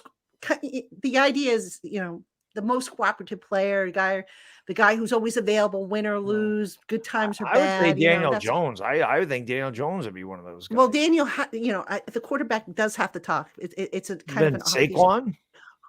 Saquon is what we call the once a week guy, a guy who you're going to get once a week. So he's eligible, but he wasn't. Talk to me about Saquon. Who's the third guy? Now I'm trying to remember. Was it Slayton? Did I vote for, or was he it seems like a else? nice guy? Maybe Kayvon. Slayton. It might have been Slayton because I've been a big fan of how he has handled himself. Let me ask you, because as a fan, obviously you have a different perspective than we do. You cover him. Watching Barkley last year, I got the sense watching the post-game interviews, he wasn't enjoying playing football. Like he was frustrated. He was very short with the media when you guys he was asked frustrated. This year he seems a lot better. I think being injured will frustrate a player. And I think they want to get. It's not like these guys want to be injured. They want to get out there and play. They want to get out there and help their team. And Barkley definitely strikes me as the type of guy that is a team guy. And definitely, I mean, everybody wants to get their money. They should. I mean, that's, why not? And I don't care what walk of life you come from or where you work. Right. You always want your money. Of course. I mean, that's just the way it goes. And you want to get paid what you're worth. But Barkley seems like a type of guy that'd be like, I hate this, not for me as much as I hate it for the team, that I can't help the team. That's the way Barkley strikes me. You know what? Listen, I can relate to what, in a way, what he was going to, because when I was dealing with the cancer and stuff, it was like one piece of bad news after another. And after a while, you're like, you throw up your hands and you're like, why? Why am I doing this? Why am I going through all this to get better when it's one piece?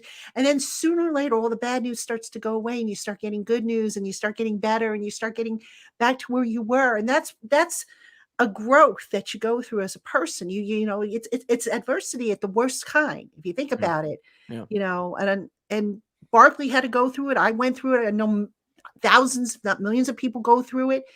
That's how you grow. You go through the hard times, and you're either gonna put up a fight or you're gonna fold up and you're gonna take your ball and go home. So, Barkley last year, you're right. I think he was frustrated, not just with the media. He was frustrated with himself, with his circumstances, probably figuring, I spent all this money on my body, and why is this happening to me? I mean, he's human. If he I'm not faulting him at all. I love Saquon.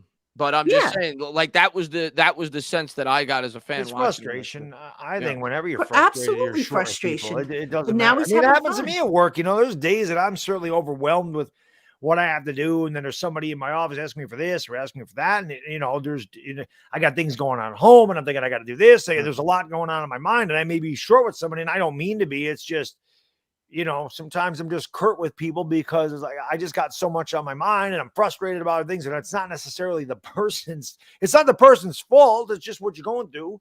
Yeah. And like I said, every human deals with frustration. Absolutely. Everyone. So, I get it. I'm sure he wanted to be out there helping his team, and he is this year. So he's having a lot better year. And I think the Giants, like I said, I feel like right in the opening week and early in the season, it seemed like these guys liked to play for Brian Daboll a lot. It seemed like they believe in him and he believed in them.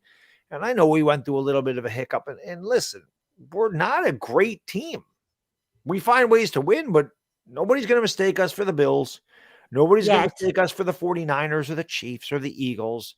Nobody's mistaken us for those teams. Not yet. But when you find ways to win, it goes a long way. And I've said this since the beginning of the year, and anybody in the chat that knows this, I've said hashtag WBC, winning builds culture. You win, character. things change. It just does. It really does. Yep. And Dable even said it, and Shane even said it at the start of the year. He says, look, it's not going to be perfect. How this team responds is going to tell us a lot. And I don't know about you guys, but I feel that this team, when it has hit the bumps, they've handled adversity pretty well, all things considered. No doubt about it. I mean, this week is a perfect example of that. Well, they get destroyed by the Philadelphia Eagles. Exactly. Washington was red hot, by the way, too. Yeah, you think about that. Think about this. Think about what this team has gone through the last 5 weeks, really. Before that first Washington game, they lose 2 straight. They dropped to 7-4. Everybody's starting to say that the track's going off the rails, rather. Then they have complete control of that Washington game. Looks like they got it sewed up. They choke away the game, the penalty on Feliciano, the drop by Slayton, and they end up tying. And that missed by at the end. Yeah. And that, to me, tilted more towards momentum for Washington, because Washington, they were on the road. They looked at that as a game that they should have lost, and they found a way to come back and tie.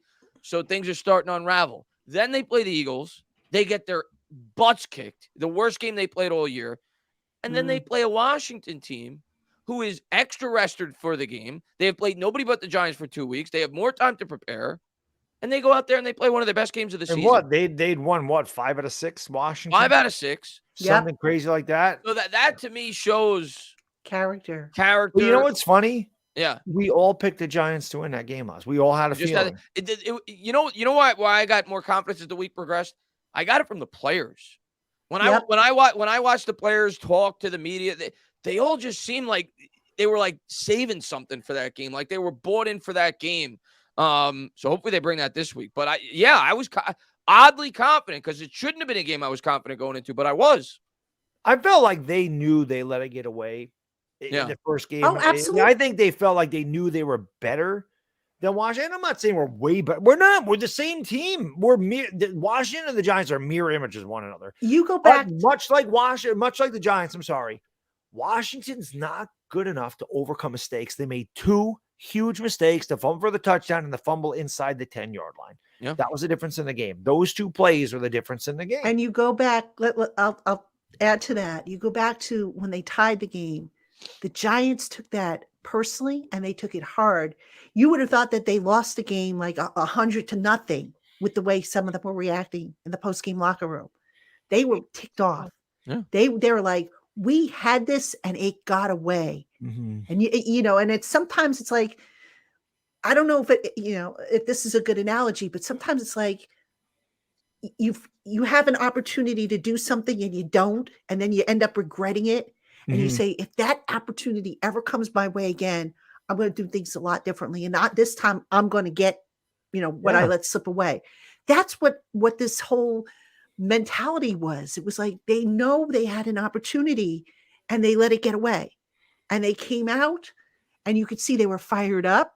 Yeah. Everybody said, oh, Giants, they're terrible on prime time. They haven't won. That was the other thing. Daniel Jones can't do this. Yeah. This one can't do that.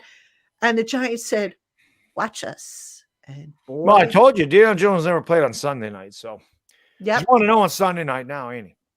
Yep. So I mean, it's the mentality. And, a lot of people don't realize this, but the coaches, they have to be like part-time psychologists too, to tap into these guys. Yeah. Dable always says, look, it's the next game. Don't worry about the playoffs. Don't worry about this. Also, don't worry about what happened last week. Last week is done. You can't go back and change it. Worry about right now. Yeah. And all too often, I've seen teams where the players are worried about, 2 weeks down the line. That's why you get teams that look like they look past opponents and stuff like that. This team hasn't done it. So they are buying into what Dable is preaching. And that says a lot. He is connected with these guys. And, and that message is getting funneled down. Somebody said in the beginning of the year, oh my God, 10 captains. What do they need 10 captains for? That message is getting funneled down through those 10 captains. All right. Mm-hmm. It's getting there. Everybody says the same thing. They're all in sync with what they're thinking and what they're doing. And that's what you need. You can't have half the locker room doing this and saying that, and the other half going the other direction. Otherwise, guess what? You're gonna be all over the place. That preaches how good the coaching staff is. I Yep. mean, again, these are intangibles that don't show up in Madden video games. It's these things that don't show up in artificial intelligence. I mean, they like you said, there is a human element to these guys. Believing in the coach means a lot. The coach believing in them means a lot. They're not just a rating when they step on the field. There's all kinds of intangibles that go into the game of football. And again, winning football games builds confidence. And I'll always go back to that first game against Tennessee. We looked dead in the water. It looked like the same old Giants. Daniel Jones throws that bad pick. Dable rips him a new one. Daniel Jones responds with a touchdown. And then at the end of the game, to Chris's credit, he called that too. He said, with like 8 minutes ago, he goes, what if we scored like 2 minutes ago? Does he go for 2? And he did. And right there, to me, Brian Dable said, I believe in you guys. And when the players go, oh my God, this guy actually, because Joe Judge wouldn't have done that. We know that. Well, yeah, I mean, go back to the 4th and 1, the infamous 4th and 1, 2-3 times in a row? Yeah. Yeah. I mean, how about this game? How about this game? The 4th and 9, and you're going for it? The confidence that Dable, between the two coaches in terms of their quarterbacks, to me was the difference in the game. Washington was in the same exact scenario. They punted from the 34. Giants went for it. Dable has shown confidence in Daniel Jones and this offense from the start, and I think the players have responded to it. He's done a fantastic job, Brian. I can't say enough great things about him. He's been fantastic. He really. I did say this, right? I did say this last week, and I'm going to have to do this. No, I guess I'm not shaving for work tomorrow. I don't know. But I did tell you. Oh, don't say that. Papa Russo will get all over you, man. No, I told Chris, I told the chat last week, if the Giants win, I'm going goatee. Yeah. And I'm wearing a hoodie without the hat. Oh my God! So we're doing that. We're doing that on Saturday. I'm gonna. Now after the game, now you know, Bad Dog, what's gonna happen if we ever win this game? You're gonna have to do this every game. I'll do what I have to do. He'll do what he has to, right? I'll do what I have to do. I told you I wasn't gonna throw up before the game like I did week 1, but yeah, I'm gonna do that. Now after the game, I have to shave it off because my wife. When I met my wife, I had a goatee. She never liked it. Right. So she'd be like, what the hell are you doing? I'd be like, listen, I said if Brian Dable shaved he has a goatee, he's bald, I'm bald. I'm like, I'm going for it. So by the way, goatee's not a good look on Dable. It's really not a good look on working. anybody. It's not a good look on me either, but he's got to go back to the beard. The beard looks better on Dable. Yeah, I agree. But you know what? I tend to be so oblivious to this stuff. I didn't even notice the lack of the lack of the beard. It's like because you're so locked into doing what you need to do, and I'm like, I didn't even notice it at first, and then I went back and I said, "Oh, he looks different." Yeah. And then I was like, "I got to do the goatee." Different. I said I was going to do it if they won the game. I got to be a man of my word. Go tee it up, and we'll see what happens. But yeah, if they win, if they win, they're like, you got to do that every week, and I'll do what I can do. I mean, I can't grow one. And you got to go with the shades too. Got to go with the shades. Yeah, right here. Shades, goatee. He's got them. We'll be ready to go. Coach James. Oh my gosh. All right, guys. So let's get back to talking about the Minnesota game here. Anybody else excited about the Giants defensive front against that Minnesota offensive line? I am. I'm excited with our defensive front against any offensive line, the way they played that line in particular. Well, yeah, because like you said, they're missing their interior. They don't have a very good line to begin with. I think they have one of the didn't Dallas sack Kirk Cousins like 8 times? They killed him. Yeah. Let me see how they're ranked real quick. I'm a defensive guy. I mean, I grew up in the 80s, so I know from the Giants is defense. And when we won our Super Bowls, it was pretty much defense, right? 86, 90. Those are Lawrence Taylor, Carl Banks, Harry Carson in 86. Leonard Marshall was one of my all-time favorite. I love Leonard. I love Leonard too. 2007, it was Strahan, Tuck, Umanura, Kiwanuka. 2011, it was JPP, Tuck, Umanura. So I'm acclimated to great defensive. That's Giants football. 7s for the Giants, and I think we're building one here. Sims said, I think it was Phil Sims or Chris Sims said it best. Daniel Jones is what a Giants quarterback is historically. A guy that complements the defense well. The Giants have always been a defensive franchise. We all know and a running franchise. Yeah. You know, I just looked up the Vikings, their pass blocking efficiency on Pro Football Focus. They're ranked 27th with an 82.8 pass blocking efficiency rating, but they have allowed the second most pressures, 177, only topped by the Chargers, 178. Kayvon Thibodeau So, probably gonna have a lot of pressures in this one. Giants defensive line versus that Minnesota offensive line, and It's gonna be fun. especially an offensive line that doesn't have its starting center. Mm. The other thing I'll say, and maybe this is me just thinking way too much into it, our defensive line coach is from Minnesota. Very good. Yes. Yes, he is. He may know. He might know think a few about that things or offensive two. line. Yes. Kind of That's like we know Wink knew something about Lamar Jackson. Yes. Yes. Yeah. Don't underestimate that. You're absolutely right. That's a good point, Chris. Especially with their missing their interior, he may be able to take advantage of that. Especially with Leonard Williams and Dexter Lawrence. I mean, you're gonna. Yep. Dexter and Leonard did not get an injury designation today. Matter of fact, there was only 2 guys on the injury report. Yeah, it was Adoree Jackson and Azuda, right? I saw that. No, Azuda was on IR. It was Jackson and Shane Lemieux. Oh, that's right, Lemieux. Yeah, I knew it was a lineman. Yeah, but yeah, the rest of them were limited. Azuda, but they're speaking playing. of which, Dable made a comment the other day that injury is long term. I'm not sure exactly what long term means. Hopefully that kid's going to be okay. It's not career threatening, but hopefully that kid will be okay. With the neck, yeah. They're very cautious with neck injuries. You should be. You should be, exactly. You don't want to mess around with that. Unfortunately, retired David Wilson. And David Wilson, man, I don't know how many Giants fans in the chat remember him. I'm telling you, that was Saquon Barkley before Saquon Barkley. You know what? I always thought that David Wilson was a knee-jerk pick because they wanted who was the other running back? Doug Martin. Doug Martin. Yeah, and Tampa grabbed him because I think Mike Sullivan had gone from the Giants to Tampa. I'm going to tell you something. Jerry Reese had a lot of knee-jerk reactions. Because his picks were getting leaked. Yeah, and teams.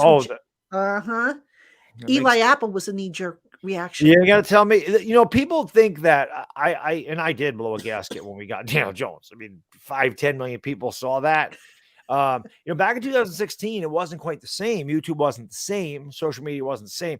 But I always tell people, and it's on my channel. And this is the day after. You go back and watch my reaction to us drafting Eli Apple. I was pissed. I was so mad when I hated that pick. A horrible pick. I lost my mind. And that was the day after. I'm like, can you imagine how mad I was when they first? I'm like, I was probably more mad at Eli Apple than the Daniel Jones thing. He was supposed to go like 25th. I had him in the second round. I had him like second, third round pick. It was a panic pick. It was a panic pick. It was a panic pick. But and David I hated Wilson, that pick.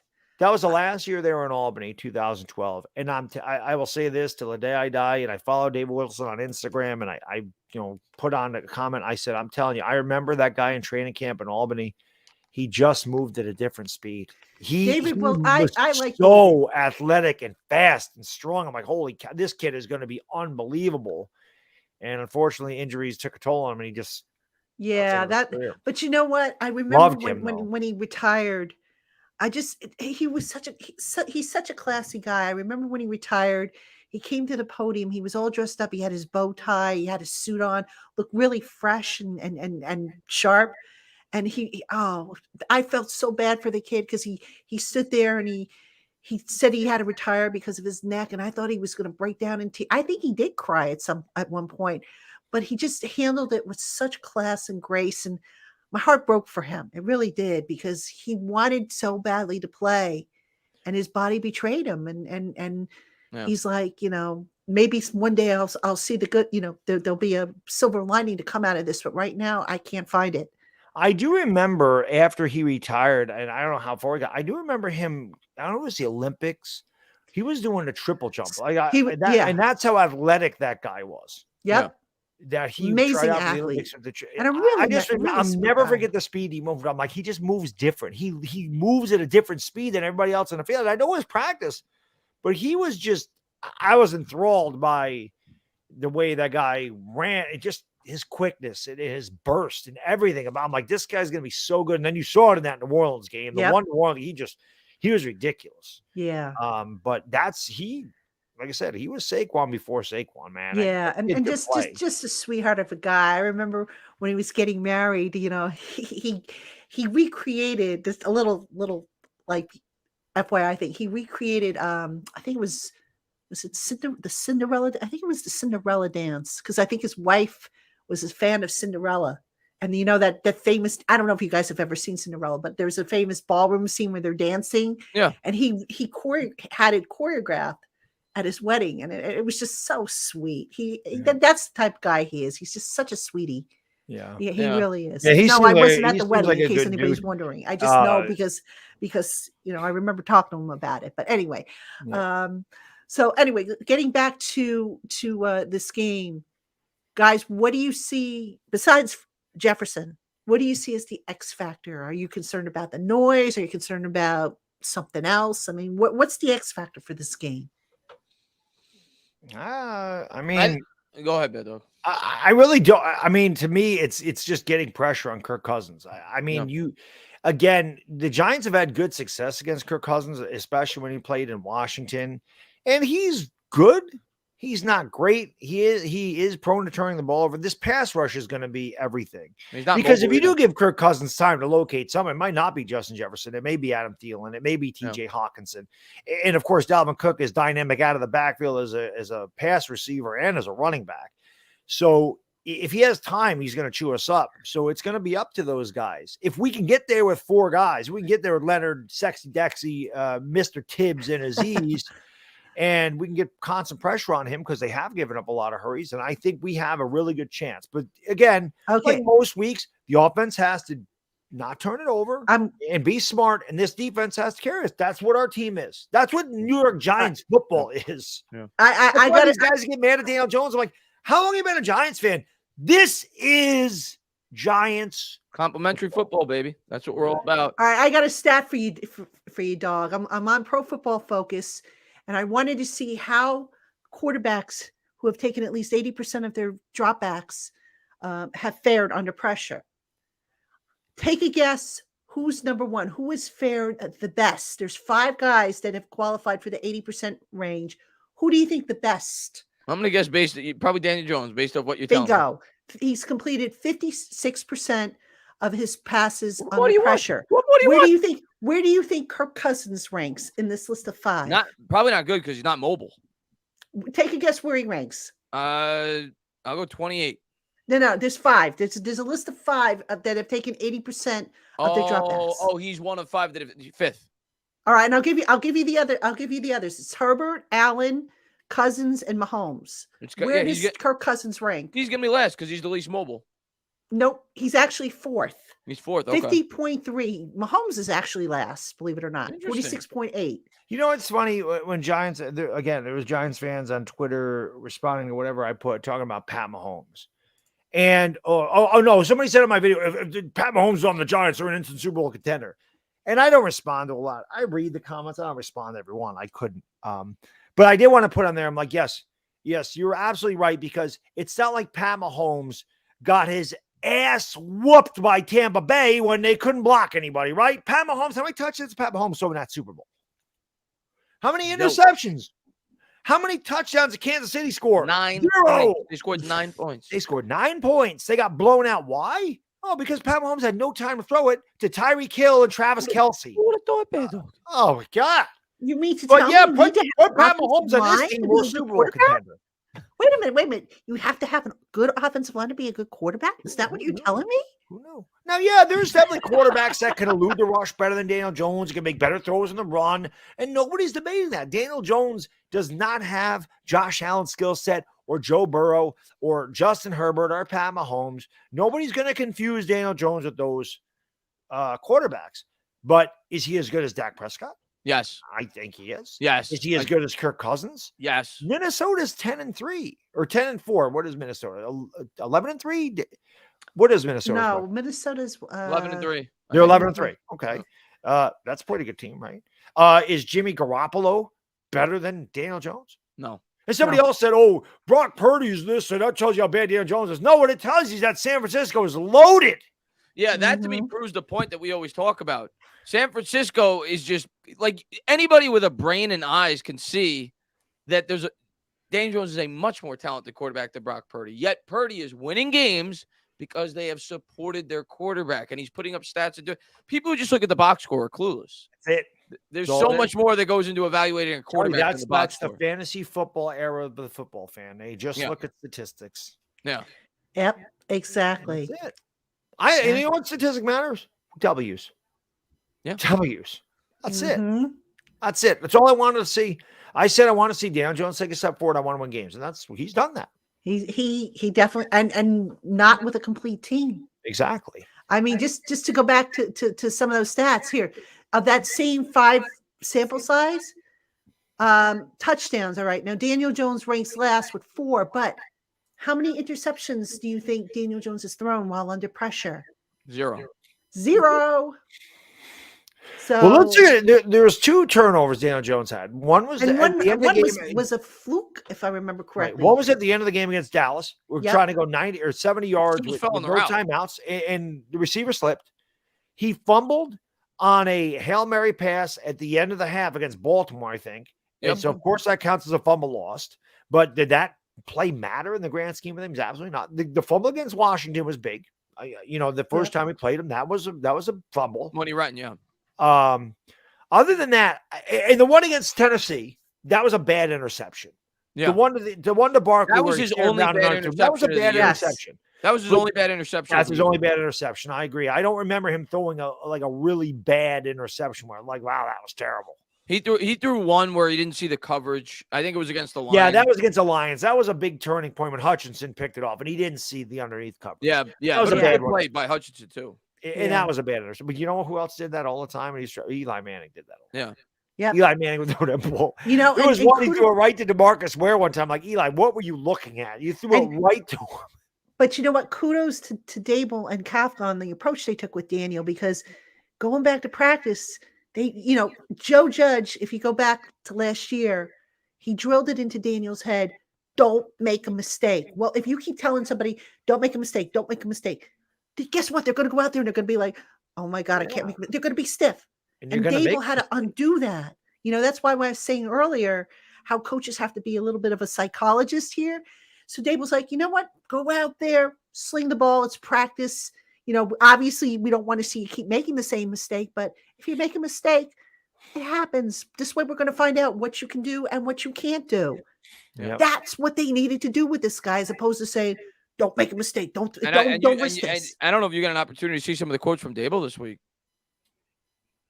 Well, you were obviously there probably when he said them. I don't know what, but very encouraging. He's like, this guy, he can throw on all 3 levels. We have full confidence in him. He's, he's the hardest worker in the building. He believes in Daniel Jones. He's coming back. Yes. He believes Daniel These Jones. people that don't want Daniel Jones back, they're going to be disappointed. I think, well, I mean, the only way he doesn't come back is if Daniel says, you know what, I'm going to test the market. Which would be foolish on his part.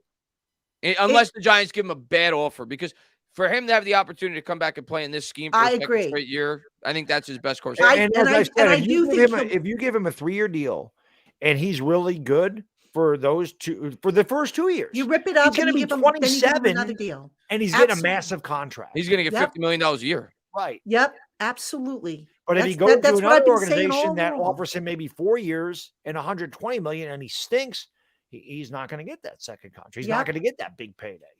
Yeah. I think he's coming back here. I would have never thought that at the beginning of the year. Never. I agree. I totally agree. I had my doubts. I said, okay, let's see what he does and let's hope for the best. And so far, has it been perfect?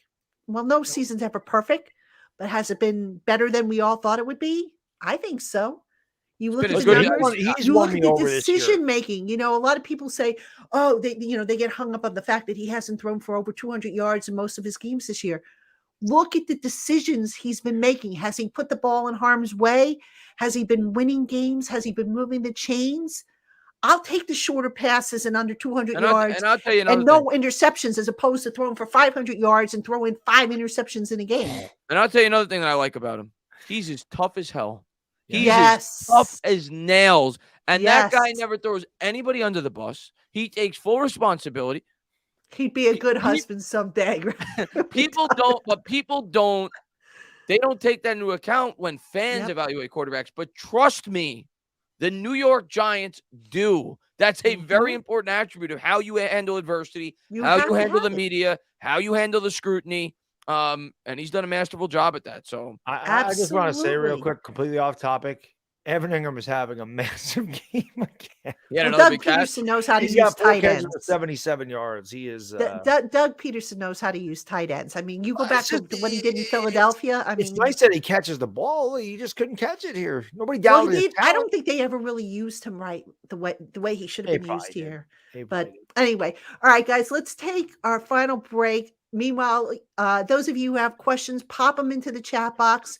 We'll continue answering your questions, and then I know Dog and Tainah, they got they're doing another 2 hours or so after this. Yeah. Dedicated people. We're excited, man. Yeah, we're excited. Playoffs on the horizon. There you go. All right, let's go. And I'm going to live. And I'm going to go live tomorrow night, the night before the game. Oh wow! Because all right, guys, don't go anywhere. We'll be right back. BetOnline is your #1 source for football betting info this season. Find all the latest player developments, team matchups, news, podcasts, and in-depth articles and analysis on every game, both college and NFL. And BetOnline doesn't stop there. It's your continued source for all your sports wagering information with live betting and up-to-the-minute scores for every sport. BetOnline is the fastest and easiest way to check in on all your favorite games and events, including NBA, NHL, MMA, boxing, and golf. Head to BetOnline today or use your mobile device to learn more. BetOnline, where the games start.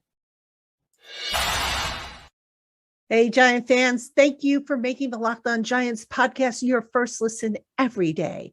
Make sure to check out LockedOn Sports Today, the biggest stories around the sports world in 20 minutes or less. Plus, get instant reactions, game recaps, and LockedOn's take of the day. LockedOn Sports Today, available on YouTube and wherever you get your podcasts. All right, we are back. Traina, Tainah, Dog. That's good. I saw somebody. I want to break it up just a little bit. We always go off track. Sometimes we talk food. Sometimes we whatever. I saw somebody in the chat. It is Christmas time. I saw somebody in the chat who was toasty say off topic top 5 best Christmas movies. 5? I'm gonna let you start on this, Patricia. Just give me your top 3. Let's shorten it. I'm gonna say It's a Wonderful Life. It's one of my favorites. Classic. I always like The Little Drummer Boy. I don't know why. I just another classic. What was that? Ghost. There was something just fell over there. It happens all the time in this house. Things fall down out of nowhere. I have an autographed Alex Rodriguez bat that's laying up against a closet. I think I just rolled over. Oh, and here I thought it was somebody giving you the drum for after I said Drummer Boy. A ghost was trying to steal your Alex Rodriguez. I think it's just the wind. The house moves around, and it just I don't know. It happens all the time. I hear things fall in the kitchen. I'm like, will you leave me alone? Whoever's haunting me. Like somebody for years past on YouTube, like when I go away, I'm going to haunt Bad Dog. All right, and then I got to give you one more, huh? Yeah, one more. Oh gosh, so many. You didn't name my favorite. If you're not gonna say Home Alone, are you? Or A Christmas Story? Please tell me it's not a Christmas story. I'm gonna wait till you answer. I'm gonna say I kind of like Home Alone too. I don't know if that's really a Christmas story, but it was Home Alone is a Christmas movie, absolutely. Yeah, I'll go with that one. I thought that one was cute. The one I don't like, and my husband can watch it all day long, is A Christmas Story. He loves that movie. So do I. And I'm like, dude. And I can watch it. I've never watched that movie straight through. Die Hard is not a Christmas movie. I'm going to say that right now. That's my number 1 because it is. It's not a Christmas movie. That's my number 1. It's not about Christmas. It takes place on Christmas. And that makes it a Christmas movie. It qualifies for me. So, all right. That's an argument for another day. But Home Alone, we've had Home that Alone, discussion before. Elf, and Die Hard, my 3 favorite Christmas movies. Christmas Story definitely is probably and Gremlins. Gremlins, yes, that is a Christmas movie. Black Christmas is definitely that's probably my second. Well, it might be my first. The ironic thing is A Christmas Story and Black Christmas is a horror movie from 1974. The ironic thing, Bob Clark directed both of those. And those are the 2 films I watch every Christmas. Black Christmas, the original, and Christmas Story.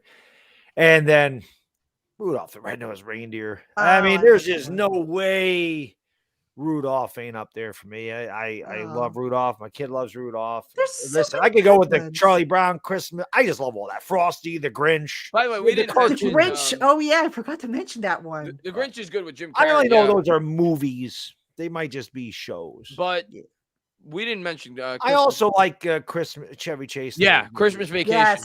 Yes. That's nothing's funnier than him beating the hell out of the reindeer. Charlie Brown too. Don't forget Charlie Brown. So. Yeah. Of course, I've gone on those rants like he did when he ripped his boss a new one. Somebody said to me one time, like, Bando goes these rants, it sounds like Chevy Chase when he goes off at his boss. It happens. All right, so we got our favorite Christmas stuff in here. Yeah. Okay. So let's actually, it's funny, before the show, I was listening to some Christmas tunes. There's some good Christmas tunes out there. I'll tell you, some classics and some every really time I good turn on the ones. radio for Christmas, I hear that Mariah Carey song. And she got a great voice. You know, I got a funny story about that one. I actually took those lyrics, threw them out, and I wrote this was years ago. I was in college, not college. I was it was a poetry contest because I like to write poetry and song lyrics. I write song lyrics, so I take out the old ones, put in new ones, and I wrote one about the Giants winning the Super Bowl to that song. Nice. But you didn't know that. No, I did not know that. Yes. Can you and play it won a contest. I won first place in that. Really? Yeah. I think, I always said if this journalism thing doesn't work out, I could always maybe write song lyrics because it's funny. When I was in college, I took a poetry class and I did a whole semester's worth of work in like one day. And the teacher was like, how are you coming up with this stuff so fast? I said, just sat down and I took songs that I didn't like the lyrics to, threw them out, put my own lyrics in, presented them as poems, and boom, A+ for Patty. Do you have the song? Do you have the song? Can you play it for me? I don't have it recorded, but I can sing you the lyrics, and I'm not going to sing it. So don't ask me. Don't anybody, because I'm not. You're a writer. You're a writer. You're not. You don't perform. Right. I don't perform in public. I'll do it around the house, and my husband will go, "Shut up, Damn. I do it in the car. My son gets a kick out of it. Oh, I have him doing now. I can send you the lyrics. I'll send you. You would like them, Chris. I mean, you would just the way it's structured. I mean, it was. I have to say, and I don't do this very often. I also did the same thing to the Monkeys. You know the Monkey song, Pleasant Valley Sunday? Yeah. Yes. I rewrote that. This was years ago. Do you remember when the Giants used to have a contest? It was like, sing us your best song or give us your best poem, and you would win tickets. Well, before I became a member of the media, when I was about 12, 13. I was still in school, and I took the song Pleasant Valley Sunday, threw out those lyrics, and I wrote it Pleasant Football Sunday. That was one of my genius.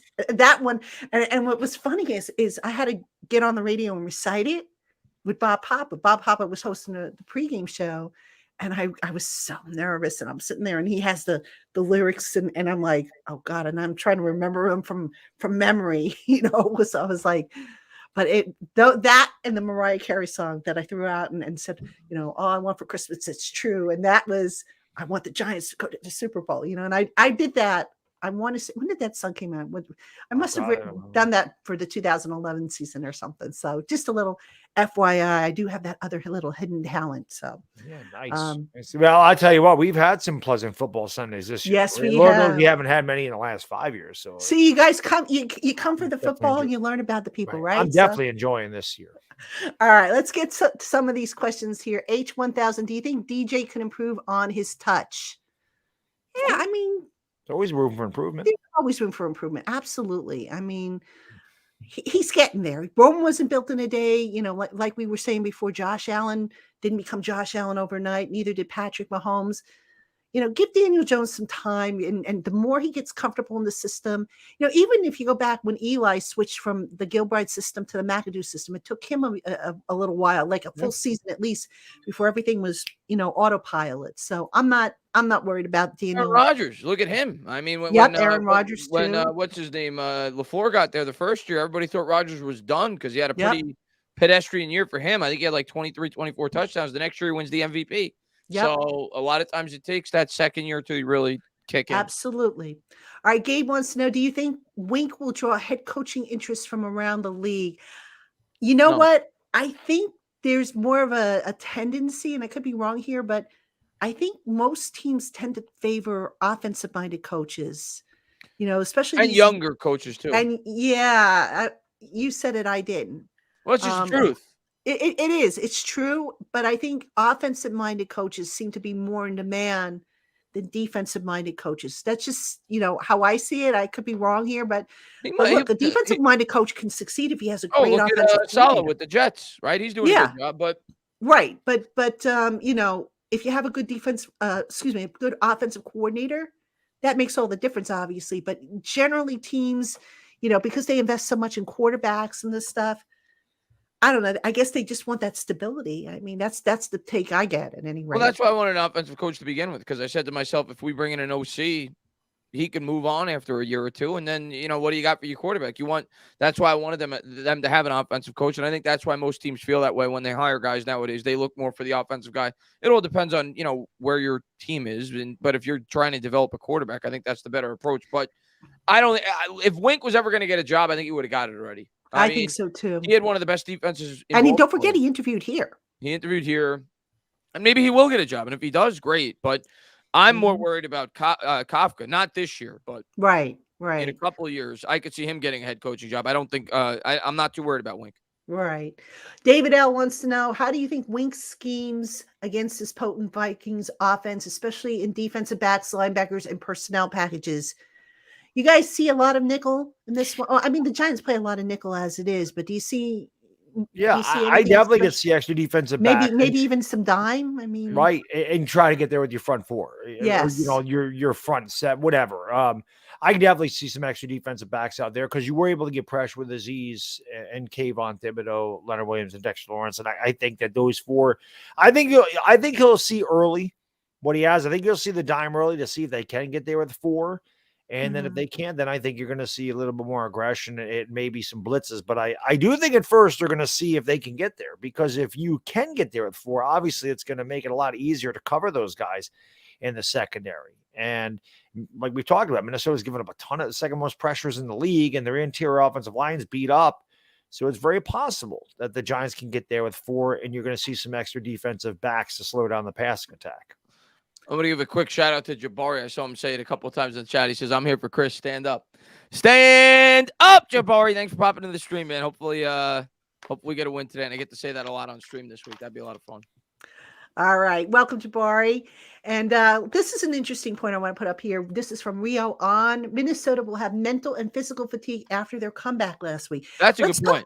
I was going to say, let's talk about that a little bit, because that was an emotionally draining game. That's a good point. And, we talk about how the Giants have flushed, the stank of the Eagles game. Do you think, now that the shoe's kind of on the other foot, Minnesota's coming off of a big comeback win? I mean, how do you think that factors into maybe how they? And they clinched the division. So, but they're trying to catch the Eagles stuff for that first. I know, but you might have a little bit of a letdown because you've accomplished that. It may be a little bit. They're not going to catch the Eagles. I think we know that. The Eagles know that. They know that. Although no Jalen Hurts this week, Gardner Minshew against Cowboys, that could be interesting. But I think Minnesota could have a little emotional letdown after clinching the division. I'm not saying they're going to, but it is definitely possible that, hey, we accomplished the first step, and you might just take a step back, and that would benefit the Giants. I think the Giants can win this game. I don't think there's any I think so. Well, save that. We'll get to our predictions in just a bit. But all right, VP Xmas. All right, Chris, what's with the sexy Dexy dance you got to do? Oh yeah. Somebody on Twitter said, if the Giants win, would you do the sexy Dexy dance? And they won. I mean, I do the sexy Dexy dance every time they score anyway, but I'm going to do the stream tomorrow night. I'll do the sexy Dexy dance for you guys. Somebody asked me on Twitter. I said, hell yeah, I'll do it if we win against Washington, and they won. And of course, my internet kind of went funky because I thought you were going to do the sexy Dexy dance, and my internet goes funky, and I'm like, I gotta study it before I do it though, to make sure I do. You have to do it on this stream before it's over. No, I gotta study. I'll put the glasses on while I do it too, so I look cool. Oh, that'll be worth it. Okay, you definitely got to do it on this stream because the topic came up on this stream. So tune in. We're going to advertise when he is ready to do the sexy Dexy dance. Tainah, we're going to put it in blaring headlines. Heck, I might even make a short of it. Now that I'm doing shorts, it seems every I might day. have to buy a Dexter Lawrence jersey so I could. Well, I do it. He's one of my favorite players on the team anyway, and I know he's going to be here long term. Yes. Matter of fact, I'm going to get a free jersey because somebody bet me on Twitter. That I said, let's go jersey for jersey. You don't think Daniel Jones is coming back? If Daniel Jones comes back, you got to buy me a jersey. So I'm going to get a Dexter Lawrence jersey because Daniel Jones is coming back. There you go. All right. I know what jersey I'm going to buy next. I got that McKinney one at the beginning of the year. I'm definitely a defense. I don't wear jerseys. Obviously, like you guys do. I mean, I have an Eli's. I have a signed Eli. I have a signed LT jersey. I still got to get them framed. I have them sitting up in my spare bedroom that I got to get framed, but I'm not really into jerseys. I don't know. I'll be honest. I'm not. I wear them for the stream, but my wife would tell you they're uncomfortable to me. I don't like wearing football or baseball. They're not. Well, I'm a polo guy. I like wearing polos. That's just my thing. And they're just not for me. They're not comfortable for me. But it's not that they're not comfortable. It's just they're not. To me, they're not figure flattering. So, yeah, I know. I'm a woman. What do you want? So, all right. James Vegas says, when we make the postseason, if we win a game, what's the outlook for both DJ and Barkley? All right. We've been talking about, we think Jones is coming back. Barkley, I think what will probably end up happening, I think they try to get Daniel done first. Should be able to get him done. I mean, unless he really wants to test the market, Barkley, I think they're going to have the franchise tag to keep him. Now, here's the question. If Barkley wants a huge, like top, Christian McCaffrey money, which I don't think he's going to get, now what do you do? Do you say, well, nice knowing you, Saquon, or do you just, if somebody offers him that, what do you do? If somebody offers him that, and you take a Josh Jacobs, you take a Tony Pollard, you'd have to take a step back, but you might get it. There's like Chris has mentioned before, there's a lot of really good free agent running backs, and it may hurt Barkley's value. The fact that they may not be so desperate, the teams may not be so desperate to sign on a running back, but the Barkley thing is going to be tricky. It is. They can't come to an agreement, and it gets really hairy or whatever. I could see them tagging him and trading him. Yeah. They could trade him from within season too. Right. So you don't know. I feel like Barkley wants to be back here. I definitely think, but I feel like he wants to get paid too, and I don't blame him. He's dealt with injuries, had a good year. You want to get paid. Running backs get one big contract. Quarterbacks get multiple. I don't think he's getting Chris McCaffrey money. No, I don't think so. I think the going value is $12 million. Maybe the Giants give him a little bit more than that. And like you talked about, they structure it with signing bonuses and incentives and everything else to cut the cap hit down, where maybe it ends up to being $14 million a year, but they're only paying 10. I can see something like that, but I think Daniel Jones is going to be, like you mentioned this before, Patty. I think Daniel Jones will be easier to get done than yeah. I mean, unless Daniel Jones digs in and or says, you know what, I want to see what I'm going to get on the market, because there is going to be a demand for quarterbacks. You look at all the teams that need quarterbacks, and I hope not. Look, it would behoove him to come back, stay in the same system, and really boost his value. I think it'll get done with Daniel. I don't think it's going to come to free agency. I think they get him done before they'll tag him if they have to. I don't think they're going to. No. I think they want. I think they'll probably use the tag for Barkley. I think there's confidence. And this is just, my study of it. I think confidence exists that they can get Daniel done, come back, same system. Yeah. You're not quite there yet, but, you're going to get there, because basically, like I said, he started over in this offense. So in a way, it's like, forget about the first few years. We're not going to, that was a different set of circumstances. We're looking from this year moving onward. So that's what I think is going to happen with Daniel Jones, but we'll see. If I'm Jones, I'm going to tell you this though. If I'm Daniel Jones, you come back. I do come back, but I have demands. I say to them, I have an option to play somewhere else. You better get me weapons this year. Oh, absolutely. I think that they better get me weapons and offensive linemen. Yeah. Yes, absolutely. I mean, that's the thing. People think a rookie quarterback's just going to step into the situation and succeed. I don't know why anybody would think that. No. I don't know why anybody would think that a guy like Anthony Richardson, who, again, these people that are clamoring for, I don't think they've watched him play a single game at Florida. Why you would think that guy could come in here And you're going to have to trade up to get a quarterback. So you're going to give away future draft capital. So you're thinking Anthony Richardson's going to come in here with these players around him and that line and those receivers. And you think that he's going to be better than Daniel Jones? Look, these are the same people that think that the New York Giants should sign Jacoby Brissett because he's $8 or $10 million cheaper per year over Daniel Jones. Yeah, well, didn't they do that? They took the shortcut. They cut corners at quarterback last year. How did that work out? I can't stand it. They don't think about it, at least from my perspective. Everybody's entitled to their opinion, but they don't think about it from the mindset of Brian Daboll and Joe Schoen. Like everybody says, they should just start Tyrod Taylor and stink so they could get a good quarterback. Do you think that Brian Daboll and Joe Schoen want to drop from an 8 or 9 win team to a 3 or 4 win team the following year? All of a sudden, their jobs are on the line year 3 when they draft the quarterback. No. We know the pressures of New York. You saw how quick it could flip with Joe Judge. They're not naive to that, so it's not happening. And as I've said before, what are you telling the players in your locker room? Yeah, we moved on from Daniel Jones. We're going to put Tyrod Taylor in there. We're going to try to win 3 games and tank. We don't believe in any of you guys. It's kind of like Major League, right? When the woman brought in the worst players, she thought they were the worst players so she could move their team to Miami. Yeah. Is that what you're going to tell you? But yeah, we think you all suck. So we're not going to try to win. We're going to try to get better draft picks in the future so that we can build with other players. I never understood that. People say, "Oh, they tank." Why would you tank? Granted, I never played professional sports, but I played sports as a kid, as a teenager. Tank was not in the vocabulary. I mean, if you tank, you basically were giving up. We're not in the place. That went against everything we were taught. It wouldn't work if we tanked. Our coach is too good. There's no way we're going to get the first pick in the draft. Absolutely, it wouldn't work. All right. Hester asked, realistically, how much can the Giants do to improve the offense in the offseason?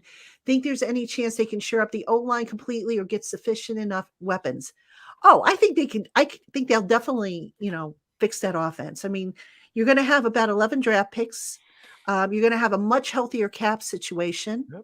So absolutely, I think they can fix a lot of what ails them. Now, they also have to address cornerback, inside linebacker, as we talked about. Yeah. But yeah, I think I don't see any reason why they can't, fix a lot of stuff with a healthier cap and up to 11 picks, maybe even more. Who knows? Shane might do some maneuvering where he picks up more draft picks. Yep, you very well could. The O-line next year is going to be better just by default. Evan Neal is going to be a much better player next year. Absolutely. And they're going to draft. They're going to draft guys. They're going to draft the guard. They'll probably draft the center early.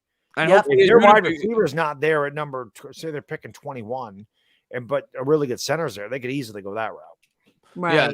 It's not going to be a finished product next year, but it'll be. But it'll be closer. We're going to really be moving to the. You're going to take a big step forward. I think it's going to kind of be in terms of like the receiving core. I think it's going to be similar to the Eagles the year after they took Devontae Smith, but before they got A.J. Brown. I think we're going to draft our Devontae Smith this year, and the next year, if Jones continues to play well, then we'll get him as A.J. Brown. Yeah, absolutely. Right. Well, you never know. I mean, DeAndre Hopkins' name has been out there. That would be a good get. I'd sign up for that. Absolutely. The Cardinals are going to have to tear that down. Yep. So, that's a name out there. T. Higgins is that name's constantly out there. I can't see that happening. Yeah. Unless they just decide they're not going to keep 2 wide receivers and they're going to keep Jamar Chase and they're going to let T. Higgins walk. So they would say, let's get something for T. Higgins because we're going to keep Jamar Chase here. I don't know. I think they're going to keep that. That's a nice problem for Cincinnati to have. I think they'll keep that together for one more year. And I think Cincinnati's going back to the Super Bowl. Yeah. They're hot. They're hot. I really do. The AFC is going to be fun. The AFC is going to be a lot of fun. I think they're going back to the Super Bowl. I mean, you got the Chiefs, you got the Bills, you got them. Even the Chargers are dangerous with Herbert if they could click. So it's the AFC. And I'm not saying that this team's going anywhere, but I'll tell you who's red hot right now. It's Jacksonville. Jacksonville's going to win. Jacksonville could win that division. How about Detroit? Detroit's getting hot in a weak NFC. In the AFC, yeah. But Jacksonville, the Titans are 7-7. Jacksonville's going to win that division. Jacksonville's winning at 13-3. Yeah, I think Jacksonville can win this division. They beat the Titans. Think about all the people that said Trevor Lawrence sucked last year. Yep. Remember that, Chris? Trevor about how great we thought Trevor Lawrence was going to be. Like, you guys are wrong about Trevor Lawrence. He sucks. No, he don't. His coach sucked. Yes. Coach is terrible. It's a good thing they got rid of Urban Meyer. He would have destroyed Trevor Lawrence's career. Yeah. All right. Fabian wants to know, will Giants match an offer for DJ or let him walk? He's coming back. First of all, I don't know if they're going to even let Jones get to free agency. I mean, he's coming back. I've said if I'm wrong, I'm wrong. I've been confident saying that for about August. I would have told you I was extremely surprised if he came back. In December, I'm telling you, I'll be extremely surprised if he doesn't. I would too. I was telling people like, "Oh, you change your mind on Daniel Jones?" Well, you're not allowed to change your mind. I love that. That's my favorite. So when the first job you take in your life, and it sucks, you can't change your mind. Oh, you picked your job, so you got to stick with it. The first relationship you have in your life, oh, that was a terrible relationship. You got to stick with it. You can't change your mind on your relationship. You can't change your mind on your job. The first car you take, and it's a lemon, you got to stick with that car for the rest of your life because there's you can't change your mind. Give me a break.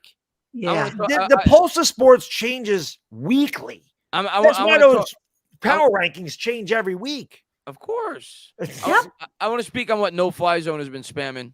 It says DJ is so bad. Why keep an unproven quarterback when the team isn't good and overachieved? Instead of making excuses for what's around him, give me a reason to keep DJ. No reason to keep. I'm going to give you I'm going to give you my most logical reason to keep him, outside of several other reasons. But I'm going to give you my main reason to keep him. And I've said this now for the last 2 or 3 weeks. Let me ask the panel: do we have a Super Bowl roster? No. Do we have close to a Super Bowl roster? No. Right now, no. Okay. Easiest way to win a Super Bowl, we could all agree, is on the rookie salary of a quarterback, right? Yep. Are we in a place to trade up right now with all the limitations on our roster? Absolutely not. So if you have to trade up to get a quarterback, you only get 4 years on the rookie salary for a quarterback before you have to pay him $50 million a year. Why would I waste the first 2 years of that rookie window before I'm ready to support that quarterback? Doesn't make a whole lot of sense to me.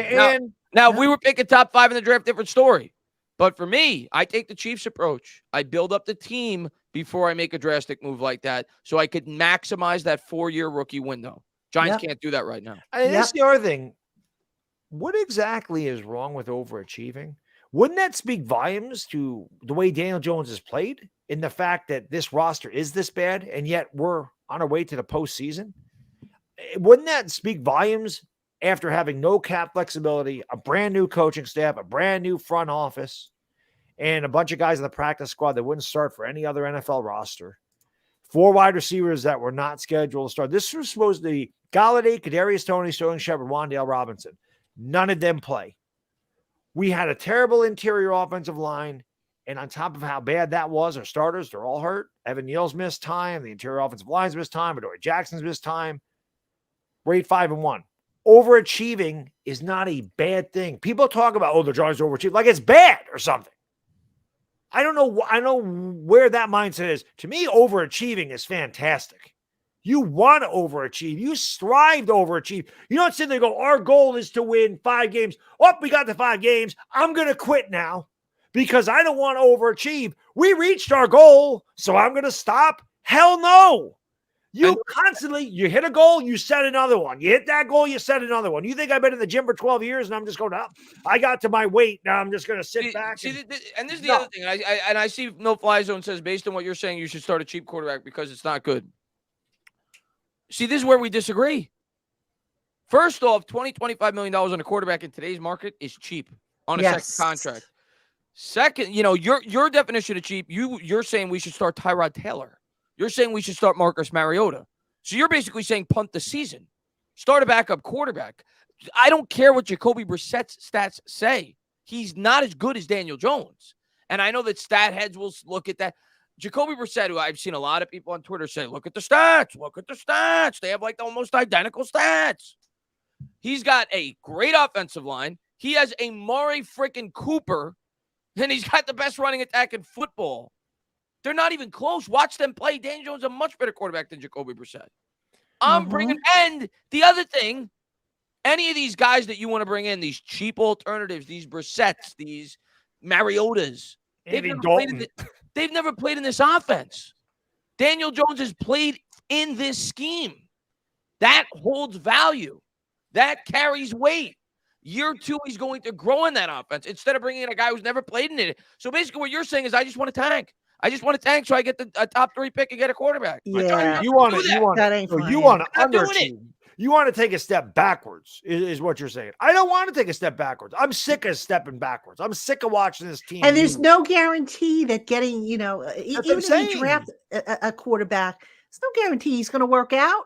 No, there's a lot of quarterbacks that I say it all the time. Ask the Jets fans. Yeah. They've had 3 quarterbacks they've drafted in the top 5. Mark Sanchez bombed, and he was on a great team, and he bombed. Sam Darnold bombed. Okay. Zach Wilson, the jury's out on him. He's out of favor already. They're talking about replacing him. He's been in the league, 2 years? Yep. Ask the Jets fans how easy it is to find a franchise quarterback. Ask the Bears. Maybe Justin Fields is that guy, but ask him how easy it is. Or Detroit, or a lot of teams. Well, Matt Stafford was a franchise quarterback, but there's a lot of teams that haven't had a franchise quarterback. Right. Ever. This is where we just disagree. No fly zone, and that's okay. He says taking a step back is signing Jones for 25, 30 million, whatever it is. Why? Why is that taking a step back? Let me ask you guys. Let's say we get an extra 10 million if you sign a guy like Brissett. Right? Let's just say that's what it is. What would you rather have? Daniel Jones for $10 more million or a middle-of-the-road linebacker in Jacoby Brissett? Because that's the difference. A $10 million player is a pretty good linebacker in free agency, and Jacoby Brissett. I'm taking Daniel Jones every time. Yeah. Or it's a below-average wide receiver.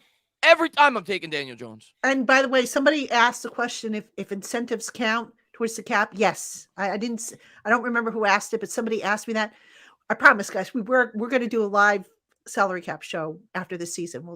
And I'll go over all that stuff. So you bring your questions, but yeah, you're absolutely right, Chris. I mean, that's what the Giants did last year, or what they tried to do. They said, we're going to cut corners on a backup quarterback so that we can spend on all these free agents. And, you got to have a solid quarterback. I mean, and on the flip side, like Chris, like you pointed out, the $10 million that you spend on a backup can go towards a linebacker or a cornerback, a position of need. This team isn't 1 or 2 players away. Yeah. It's not in a position to be, flittering away money. I don't understand how a team that's won 22 games in 5 years is 8-5-1 and overachieved. And somehow, some way, you're like, it's the quarterback's fault that we're only 8-5-1. Like if there was another quarterback in here, we'd be 11-3 or something. I don't see that. I don't think Marcus Mariota makes this team better. I don't think Jacoby Brissett makes this team better. Tell me a game that Jacoby Brissett would have won that Daniel Jones didn't. Do you think Jacoby Brissett brings the Giants back 5 times in the fourth quarter? Double-digit deficit against Green Bay and Baltimore. He's coming back. Right, I just don't understand. All you got to do is listen to the line of thinking, though. At the beginning of the year, Bad Dog, who owns the team? John Mara. Right. At the beginning of the year, John Mara said, "We believe in Daniel Jones. And we think we've set him up to fail from the start. We're going to try to give this guy a real opportunity." Yeah. What he is done. What more could he have done this year with what he's been provided with? That's my point. I don't know what people want from him. So read through the tea leaves. He's coming back. They want me to be Pat Mahomes. You aren't going just because you go out and draft the quarterback does not mean he's going to be Pat Mahomes. How many Pat Mahomes are in the, how many elite quarterbacks from you can count on one hand, right? Who's elite? Mahomes, Allen, Burrow. You want to say Justin Herbert is. Who else is elite? No. Jalen Hurts is really good. I'm not saying Jalen Hurts is an elite quarterback, though. I'm not putting him there. Tua's had a great year. I'm not saying Tua's an elite quarterback. And look at the guys they're throwing you for crying out loud. It boils down to this. Unless Daniel Jones wins a Super Bowl, he's always going to have his detractors. This is Eli all over again. Eli had his detractors after he won a Super Bowl. And exactly. I mean, you're always going to have people who are going to think Daniel Jones is a bum. I just don't know what they want. I don't know what people want. Listen, some people just, no matter what happens, they're just never going to be satisfied. They're going to want their quarterback to throw for 300, 400 yards every week and score 30 points a game. And, would that be nice? Yes. But is that realistically, how it's going to be? No. Daniel Jones. The bottom line at the end of the day is, are you winning?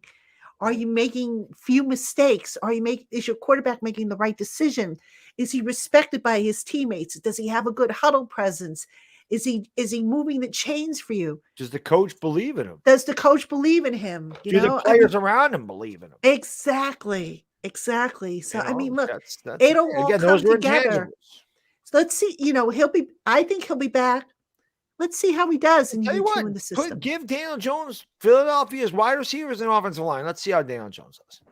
Absolutely. Put that around him, and if he still can only throw for 170 yards, then maybe say, okay, well, we need another quarter. And that's why you don't give him a blockbuster contract. Exactly. You give him a 3-year deal with an out after 2. That's what they're And if he outplays that contract, you rip it up, you give him a long-term deal. It's not If like he you can't doesn't, extend him. then you say, nice knowing you, Danny. It's gonna be a year-by-year basis.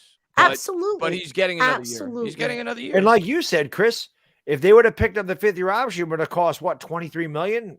If they signed to this deal, and it would be guaranteed. It'll be less. It's going to be less against the cap, which was why it never made any sense to sign him to that 5th year. Exactly. Yep. And you can move the money around. You can't move that, or no, the franchise tag you can't move around. I mean, I take that back. I take that back. If The value in signing him to the 5th year extension would have been, you could have negotiated a contract and you knew there would have been no competition for anybody else to sign him. Right. And it's But you also would have had to make sure that if you did give him a new contract, you would have had to match the guaranteed money. Right. Which would have screwed up their cap. Right. So, That's part of that true. was also cap related. But, look, the whole reason why that 5th year option wasn't picked up is you had a new staff, a new system, a new everything. It's evaluation. And Dexter Lawrence was a little different situation. He didn't cost them an arm and a leg. Right. The quarterback would have. And they just weren't going to do both of them. So, Yeah, and if we're being honest, going into the year, they probably thought that there was a distinct possibility we could be picking top 5. Right. So if they were going to be picking top 5, why would they want to waste $21 million on Daniel Jones exactly. when they're going to be taking a quarterback? Exactly. All right, guys, I know you guys got to do your show soon, so let's do our predictions. Let's do it. All right, who's going first? I'll go first. Go for it. I'm going to go. Oh. You know what? They won last week when I picked them. Go for it. My brain is saying pick the Vikings, but I do think it's going to be a really close game. I'm going to go 26-21 Giants. Ooh. 26-24 Giants. More than 25 points. 26-24 Giants. 26-24 Giants. You think they're going to score more than 25 points? Okay. I think they're going to put up some points this week. Chris, that is insane. And I'm not BSing you. I was going to have the Giants scoring 26 points and winning 26-20. And last week we both had them scoring 19, right? Yeah. And they scored 20. 26, 23. What did you say? Did you say 26-23? 26-24. 26-23 Giants. So last week I said 19-16. You said 19-17. What did I say last week? I don't remember. Was I close? I can't remember. All I know is you picked them to win. I just thought it was funny because when Chris said 26, I'm like, that's exactly the number I had. 26, all right. I'm going to be probably points. the most optimistic that you're ever going to see me. Giants win 28-24. Let's do it. I think it's going to. Now, let me ask you this. Do we clinch the playoffs? Do we get a combination? Well, yes. Two out of those three. Well, listen, Washington's at Frisco. I don't see them winning. And Seattle's at Kansas City. I don't see them winning. I think Lions can knock off the Panthers. You ain't got to worry about the Lions. You need 2 out of the 3. Yes. So, yeah. Now, what's the timing? I know the Giants are at 1. What are the other games? I'm imagining that Washington game's probably at 4, right? Yes, Washington plays at 4:25. They're playing on Christmas Eve also, Washington? Yeah, everybody plays on Christmas Eve. And so we'll know at the end of the day. And Seattle and Kansas City play at 1. Okay. And I would think the Carolina games at 1. Washington, San Francisco play at 4:05. Oh, so all the games are on Christmas Eve this week? There's a couple of games. No, there's I think 3 that are Miami, on Christmas Green Day. Bay's Christmas Day.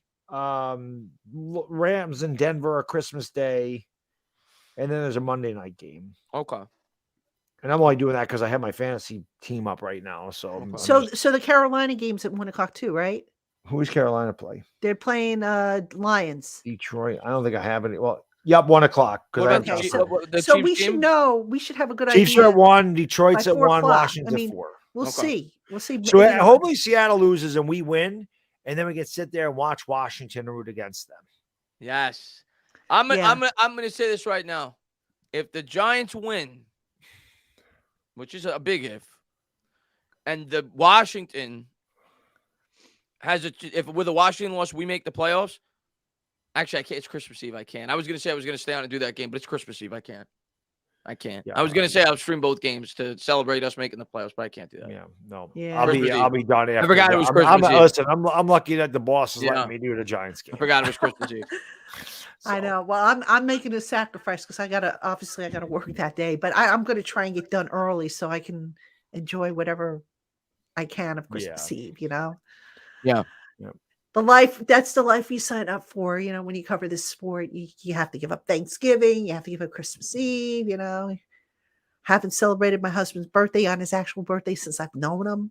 Oh God, I know. I mean, there's been a few years when my birthday has fallen on the draft, and I haven't been around for my birthday for that. So that's why you got to be flexible, right? So try.